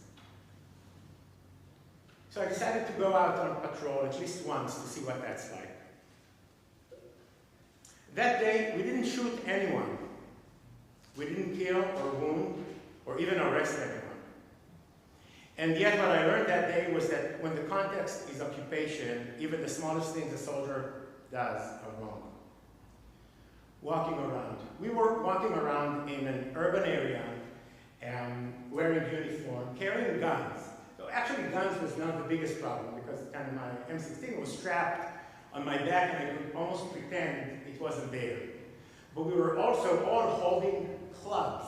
And you cannot walk in a neighborhood, in a city, with a bunch of other men all holding clubs and not feel like a thug. I remember, I don't know if I actually did it, but mentally I was trying to hold the club like this.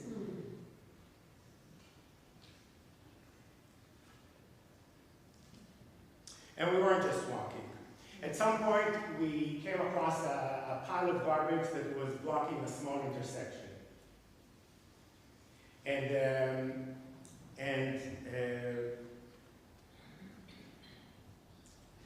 And we stopped a man, a middle-aged man. I remember he was wearing a white sweater with some stripes, and I mean, he could have been my father, I remember thinking. And I told him, and we told him, I'm sorry, to clear the garbage pile, which he did.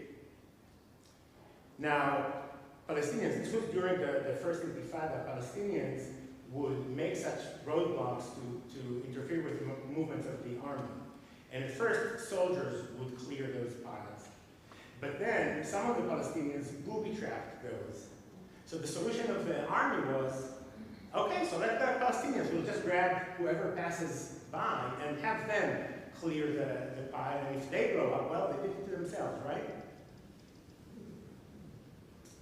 There was a house that had some graffiti on the walls. It was in Arabic. I don't read Arabic. I don't know what it said. But anyway, my commander, a kid. I mean, we were all kids. I was 19. He was probably 20 or 21. He was a nice, cute kid from an upper middle class background. He told me he was a lefty, and he hated this as much as I did. Well, this kid, who was also tall, standing by the door to this house with his rifle on him and with his fist kind of banging on the door.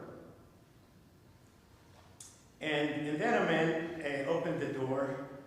Again, middle-aged, with appearance and demeanor not unlike my father.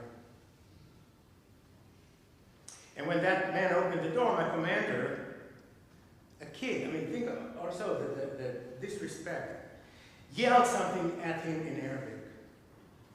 And the man who obviously had done this before disappeared inside and emerged a few seconds later with a bucket of whitewash and started covering the graffiti. As we walked away from that house, my commander, who was aware of my concerns, told me, if we won't yell at them, then later we'll have to shoot them. I did not agree to go on patrol anymore, and because of that, I was eventually expelled from officers' training. And there are I wish there were a lot, there are more people that pay much bigger price for refusing to do things like that. There is great refusal, like what I did, which really didn't change much for me. I didn't finish the training, but my military service, the subsequent was the same. There are people who refuse to even set foot in the West Bank or Gaza, and there are people that just won't enlist at all, which is compulsory in Israel, and some of them, many of them, sit in jail.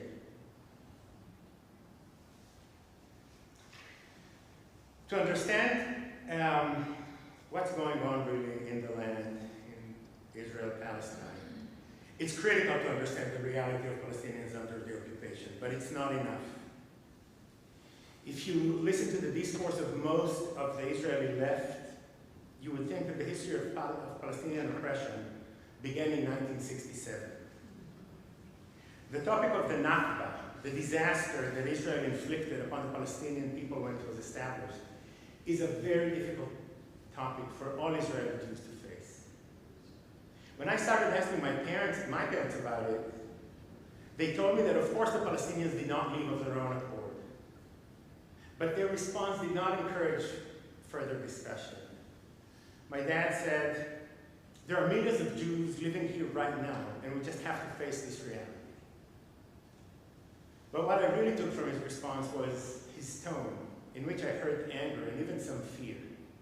It was a message, no good can come out of this, just leave it alone. Most of my own delving into the facts of the Nakba and the troubling history surrounding the birth of Israel, I did actually over the last year and a half. My father passed away a couple of years ago, and despite what I just told you about how we approached the topic when I was a teenager, I know that if I talked with him about it today, he would not have shied away from me. Reading about history is important, but it is often abstract. The lemon tree, reading the story of Bashir's family, has changed that. Exactly like the quote that Hani brought. It makes it real. It was, for the first time, this catastrophe of the Palestinians was real, with real images, vivid images of anguish of people. One of the wonderful things about the lemon tree is the way it holds both Dalia's and Bashir's narrative together. Compassion for one does not come at the expense of compassion for the other. And even though Iman is not Bashir and I'm not Dalia, we do share a similar symbolic connection. My parents were both immigrants from Romania, and much of both their families were wiped out in the Holocaust, along with more than 200,000 Romanian Jews. They met in Israel, and I spent the first 6 years of my life in Tzfat. And then last year, when I met Iman, I learned that Tzfat, which is the Hebrew name of Safar, is the same city where Iman's father used to live until he was expelled in 1948. When I learned about that from Iman, she would also come to the vigil, this weekly vigil that we go to, and she came there with her son. And when she told me about her father being from Safar, I told her right away, like, yeah, I grew up in Tzfat. And I was bracing myself a little bit for, because how would she react? And she immediately called her son and said, look, Noam also is a Safadi. And yeah, that's how it should be.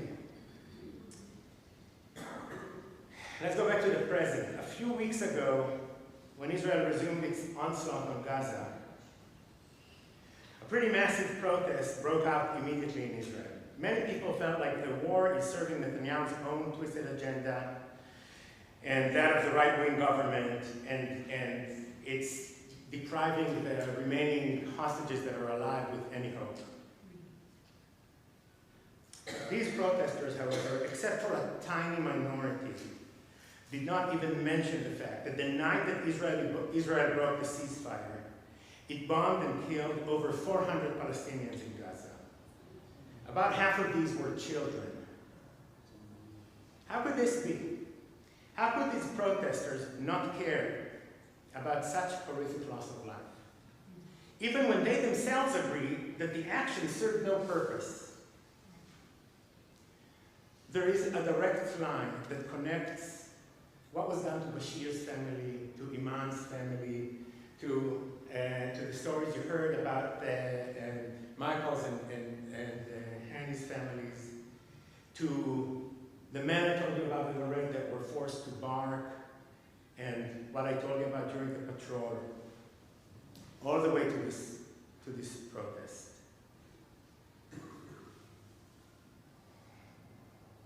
For over a century now, the Israeli Jewish society has been in a constant process of dehumanizing the Palestinians. In some ways, it is as simple as that. Palestinian anguish, Palestinian suffering, and Palestinian lives. These things hold little to no weight in the minds of most Israeli Jews. People are actually compassionate by nature. I'm deeply convinced of that. But you can override compassion with fear and its offspring, hatred.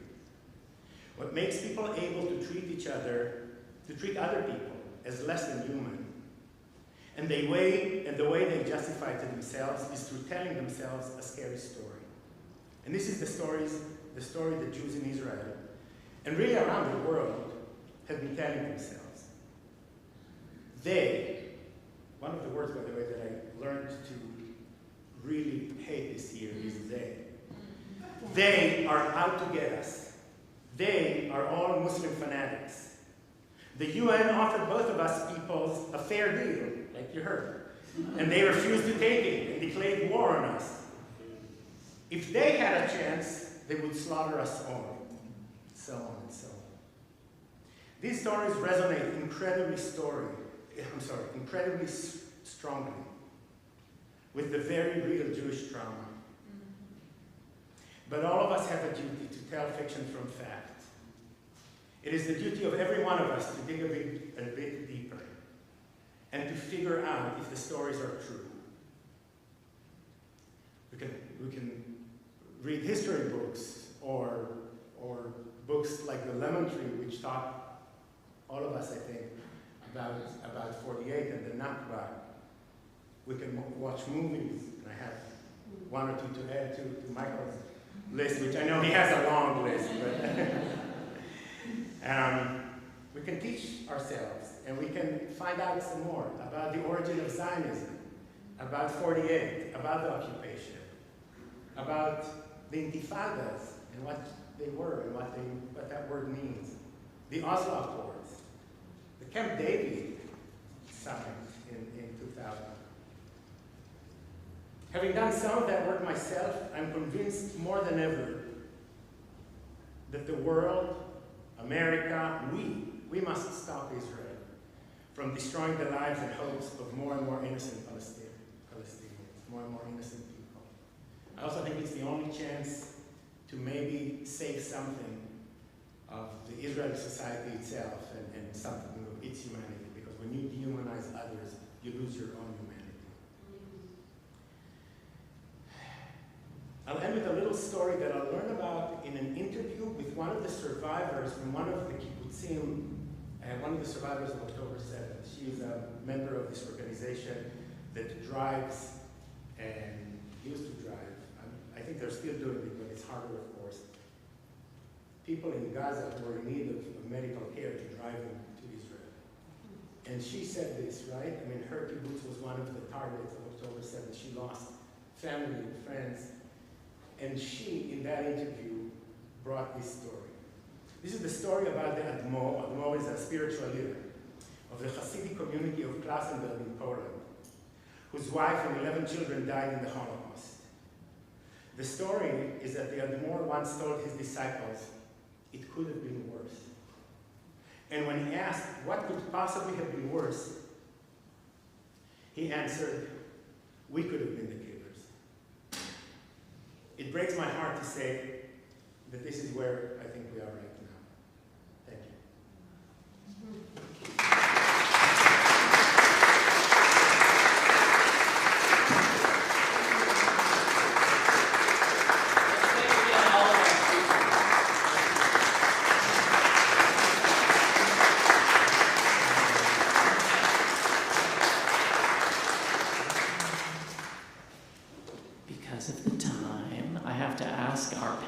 Are you all good for a few minutes of questions if they have them? It's 4:01 right now. Okay, yes. So I'm going to take this off of here and hand it to Noam, so you all can pass it around. I have another. Is this one on film? Yes? I have this one. I'm going to do my best Phil Donahue, for those of you who know him. And open it up if anyone has any questions for anyone on our panel. I'll come and bring, someone's raising their hand. I'm gonna run over here, just like Phil did. Hi, thank you. Okay, hold it close, it's one of those microphones. Okay, There we go. thank you. Sorry, I don't remember your name. Thank you. Can you just tell me, because I don't write very fast, what are the name of the 3 movies you recommended? The 3 that I spoke about, the first is No Other Land. No Other Land. I got it. You got it? Thank you. Okay, thank you. All right, who else? I'll stand back here. Yes, there we go. Guys, thank you so much. This was a very enlightening evening. I really appreciate all of you coming out. One of the things that stood out to me was that this is an American issue. I think that you mentioned that. What do you think is the biggest roadblock in advancing peace in this country? I would even extend this further, that there are lobbies out there that are fighting against peace in this country, especially AIPAC, if I could be blunt. How do we move forward when the force is against us?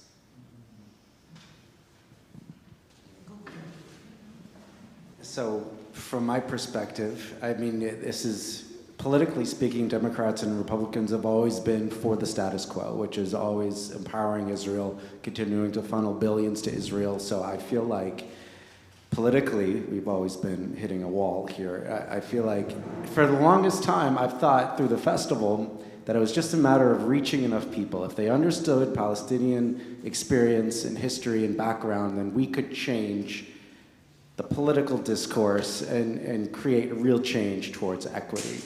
And over the past 18 months, I've really lost a lot of faith in that, because I think that people understand what is happening in some way, shape, or form, and understand that the slaughter that's happening in Gaza is wrong.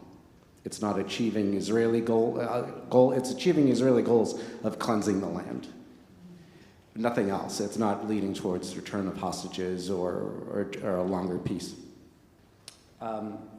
So I can only hope that we continue a grassroots movement of each person at our community level, like we are now, of continuing a process of self-education, working within our sphere of influence, how we can work, shedding discomfort with the label of anti-Semitism, because I can tell you right now, all the words that we just spoke of will be smeared as anti-Semitic, just speaking our truths. And so I personally have put that to the side, and I try to stay true to what I feel like is my own personal truth, what I have confidence in, and continue to speak my truth to as many people that'll listen, and I hope that it creates a chain for them as well, to create a true, broader change politically and for the people.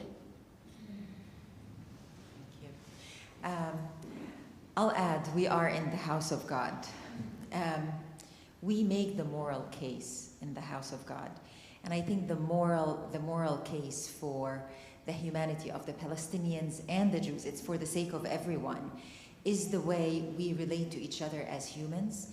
That's not how we relate to governments, unfortunately. So right now, a lot of the people who know the real story, who are following the news, who care about what's happening in Israel and Palestine, are moved by the story, and they would tell you, it's not in my name. It's not in my name as a Palestinian, it's not in my name as an Israeli, it's not in my name as a Jewish person, it's not in my name as an American. I refuse the way that my tax dollar is being spent. But that will not change the government. Governments and institutions work by interest. It has to become costly to keep killing people. It has to become not the business case. Like, this is not good business for the US to become a pariah in the world because we kill children. We are killing children. We are maiming children. And we need to figure out that business case to make to our government, that it's not in our name. We elected you. We will elect you out if this is to continue. And we need to put our donation, our votes behind our words. But in Islam, we have, so I'm Muslim, Michael is Christian, and we're both Palestinians, and Hani is Muslim. Probably this is the right ratio. About two-thirds of the Palestinians are Muslim, and about a third are Christian. And by the way, a lot of people call themselves Palestinian Jews. In the book Exodus, if you read the book, even though I disagree with a lot of things in the book characterizing Palestinians, they called the Jews who lived in Palestine Palestinians. I think we need to make the case that for the sake of all of us, we really need something different. We need to reach that Vietnam moment to move things in a different direction. There are several kinds of interests that make the United States continue to support Israel, and I don't pretend to understand them all, but from my perspective, I think that, just like you said about AIPAC,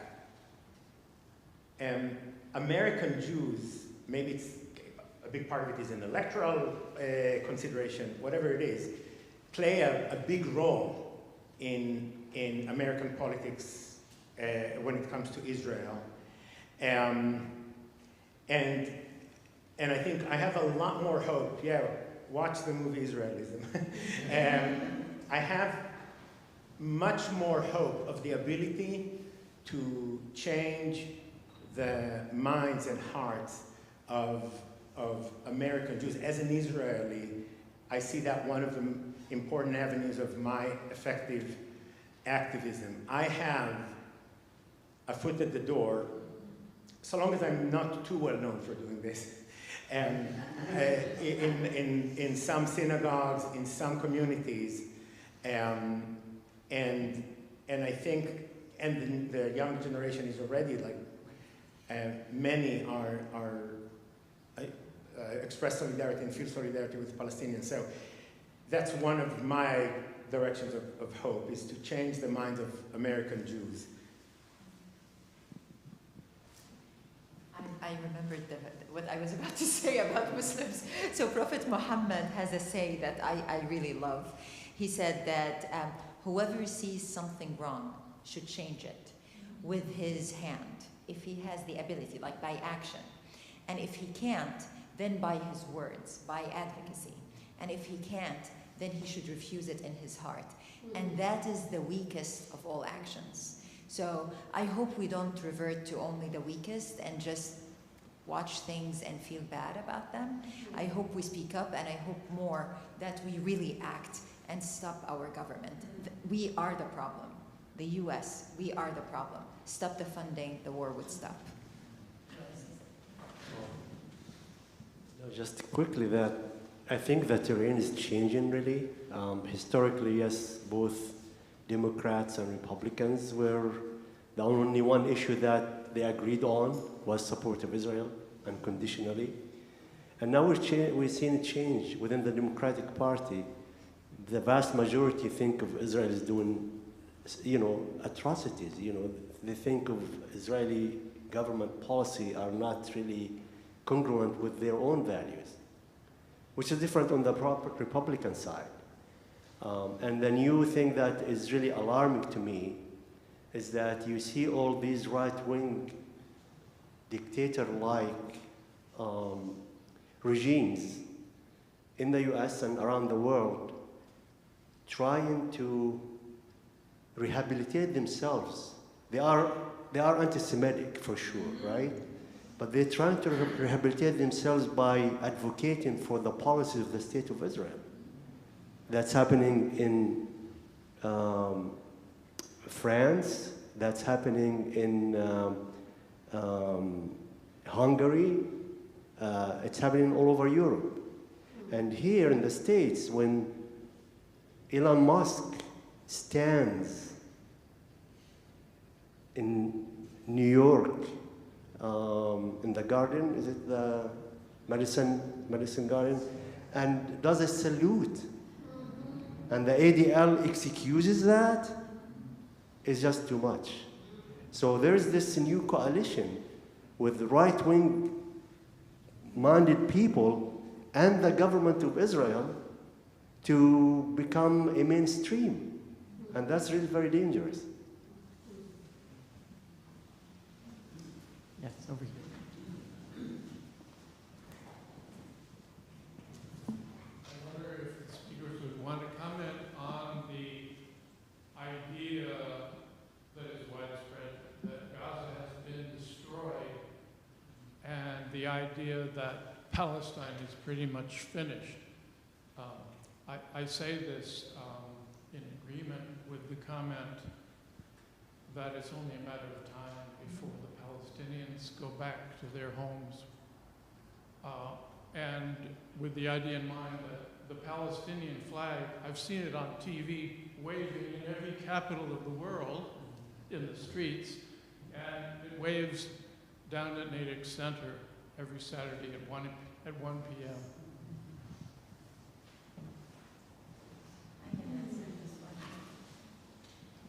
So I'm going to tell you something shocking. I'm turning 52. Whoa. I'm turning 52 on May 4th. May the 4th be with me.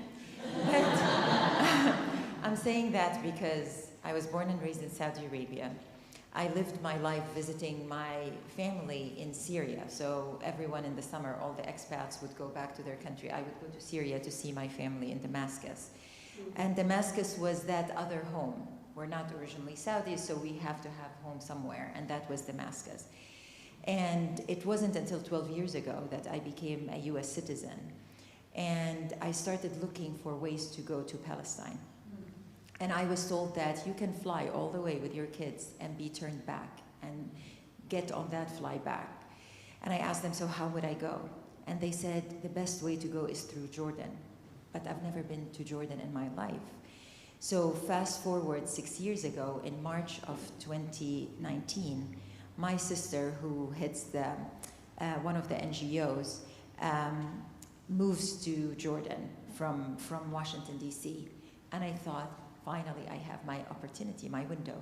And I read about every city that I can go to, because Gaza was not, for example, a city we could enter, even as Americans. And I booked the flight. I can't even sleep at night, like super excited. I called every friend I know who visited from the US.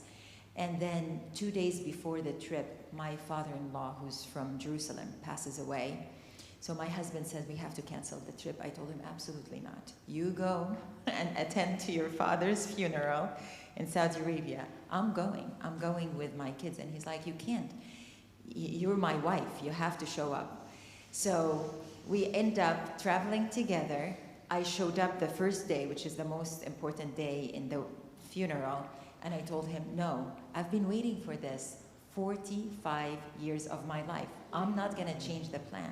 Because also, I don't know that I will have the same access, and of course we now know that even the access I had up to a few years ago is no longer existing. And I went with my kids. I took them to Jerusalem, and I didn't tell you that my husband is from Jerusalem, and his family have been there since his family has been there since since April 637. We know to the date. They are the only family who are the guardian of the Aqsa, and they're still there. It's only his grandfather and his father who left. Everyone is there, and I looked for them, found them, introduced the kids to them, and a couple of years ago, my daughter went and spent a whole summer there because she wanted to perfect the Jerusalemite accent when she speaks Arabic. She's a purist. And I went to Safad, where my family is from. And I'm gonna try not to cry this time, and I don't know why I feel like crying, but we drove from Haifa to Safad, and my dad knew that that would be the day we will do it. And he called me on FaceTime, and he's like, what are you doing still in Haifa? I told him, the kids, I have 4 kids, and like the youngest is having breakfast, and he's like, take it with you in the car, like shut all of this down and just go. And I told him, okay, I'm gonna turn the FaceTime off, and I'll call you once I'm in Safad. And he's like, no, I'm the boss, you keep me on. So, and it's expensive, it's not like cheap to be on, 3G, 5G, all the way to Safad. So anyway, I took him all the way, and he's looking at everything while we're driving up to Safad. And then he asked me once we arrived to the old city to walk on foot, because that's how he remembers it as an 8-year-old. And we walked around, we found his home. The door was not where he knew it was because it was cemented off. And we had my kids go up on the fence, and they found the house because he knew where the well of water was. And they jumped in. No one was living in the house at that time.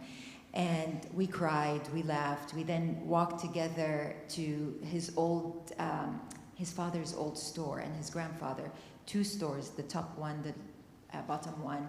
We saw where there is a bridge, and he said there was a chain coming down from the bridge. There was no chain. But I found where the chain would be hanging. I'm telling you all of this to tell you, we will return. It is our home.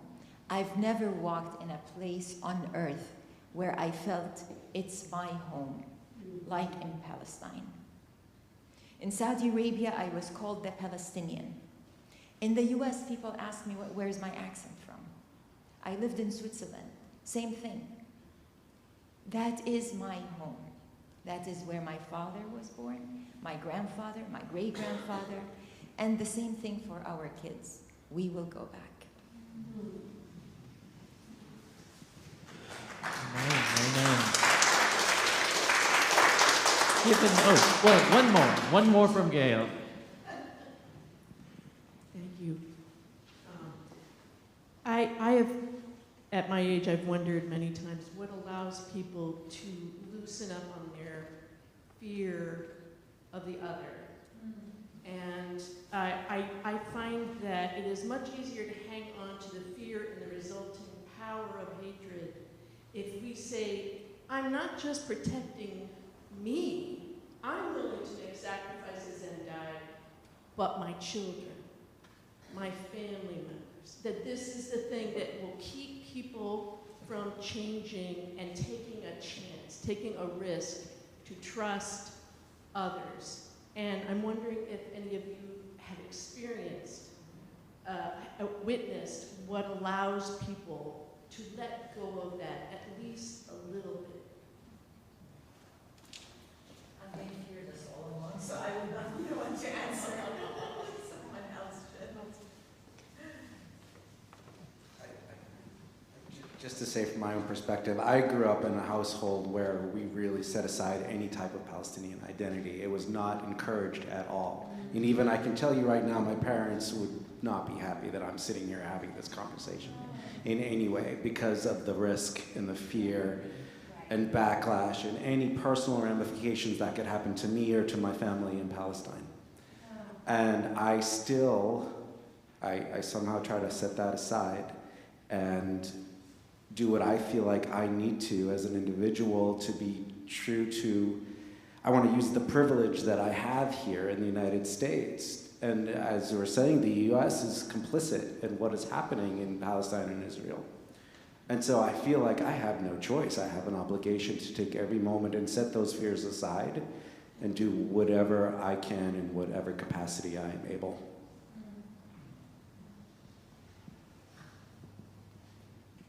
I don't know, I'm reflecting, so you heard my own experience.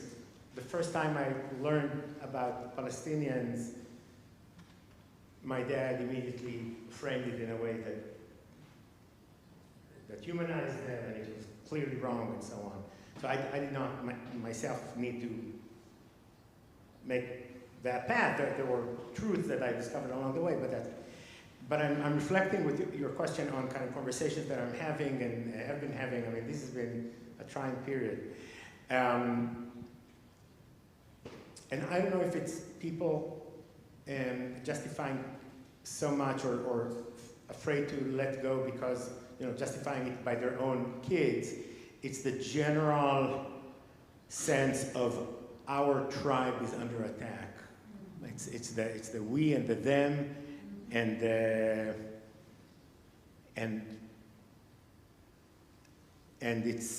it's driving people.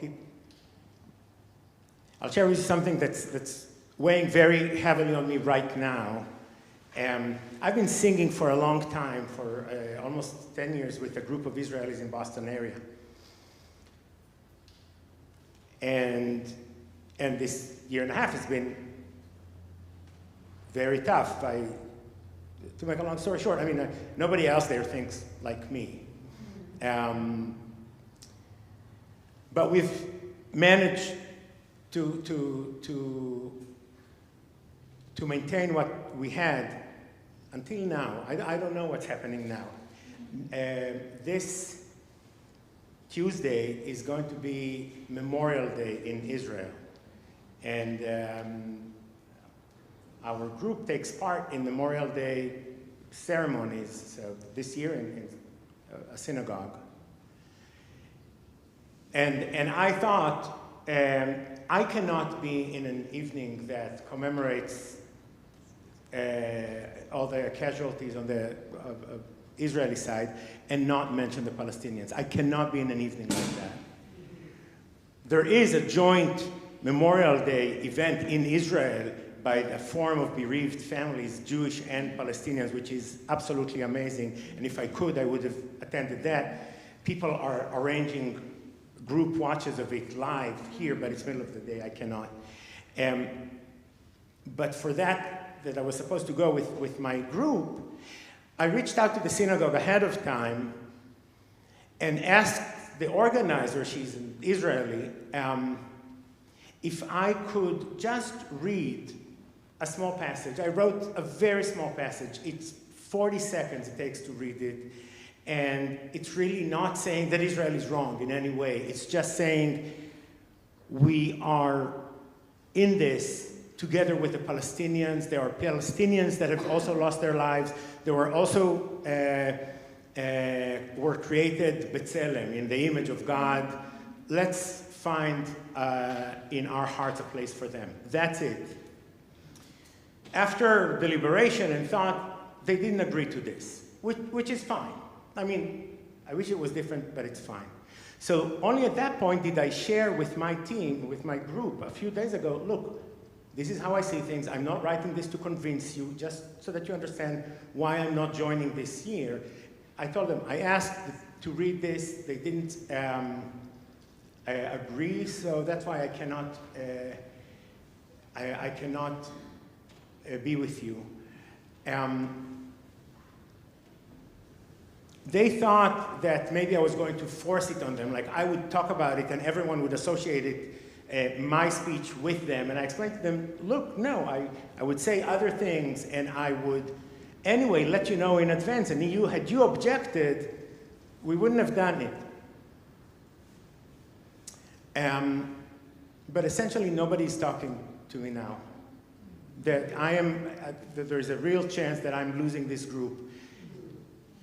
despite all these things that I know and heard about what Israel is doing, Israeli identity is the dominant element of my identity, and they were an important channel for that and a way for me to be in touch with that part of mine. Someone that they see, someone that they, I think, have pretty strong feelings for me for a long period of time, they cannot bring themselves to face even such a thing. It's not, I'm not asking them to admit, I'm actually not asking from them not anything at this point. I just told them I will not be there. So the barriers are really, really high. Thank you for sharing that, yeah. Let us give our, okay, one more. I can't resist. Sorry. I didn't want to talk in the beginning, but hearing what Noam just said, I just want to tell you that this is the second time I hear you speak, and when you were speaking, I was moved to look up a verse from the Quran. And now when you commented again, I'm moved to share it, if that's okay with everyone. Since we're in a place of worship, and this verse starts with, "O believers," because the Quran doesn't only speak to Muslims. And this is a translation of the meaning, so whoever's interested can look further into it. It says, O you who have believed, be persistently standing firm in justice. Witnesses for God, even if it be against yourselves, your parents, or your kin. Whether one is rich or poor, God is more worthy of both, as in more able to ensure both their interests. So follow not your desires or inclinations, lest you not be just. And if you distort your testimony or refuse to give it, then indeed God is ever acquainted with all what you do. Thank you for showing us how a good believer looks like. Thank you. Let us give our esteemed panel another round of thank you.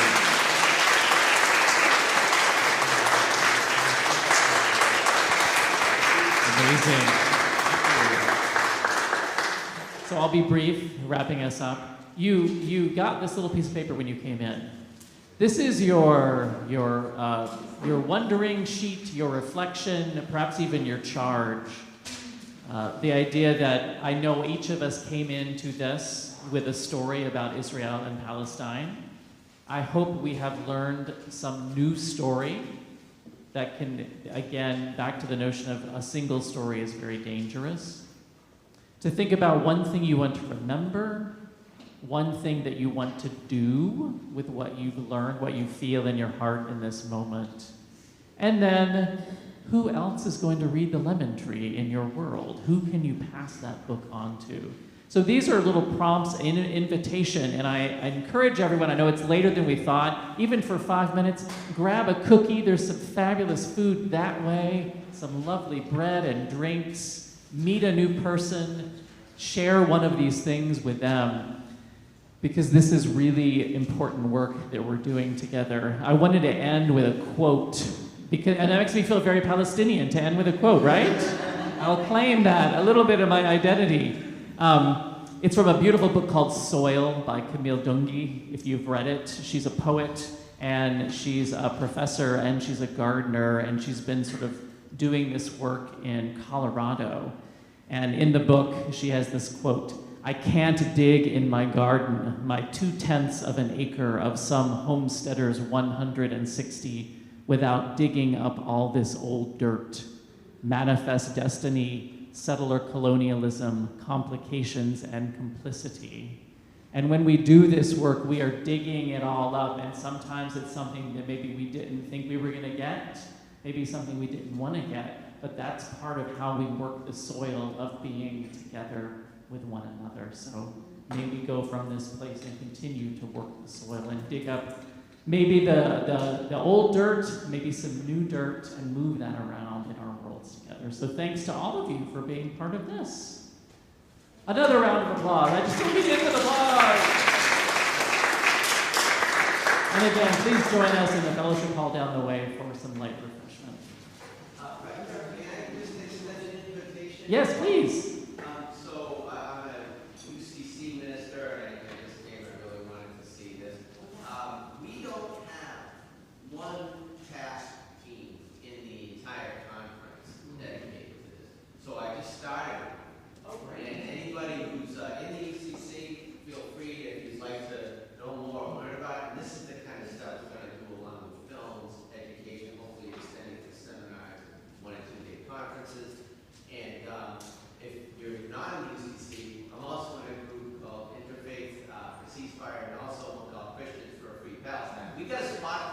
Okay. And are you Kurt? I can't read your name. Court. Very good. So find Court if you're interested in those groups. Thank you all.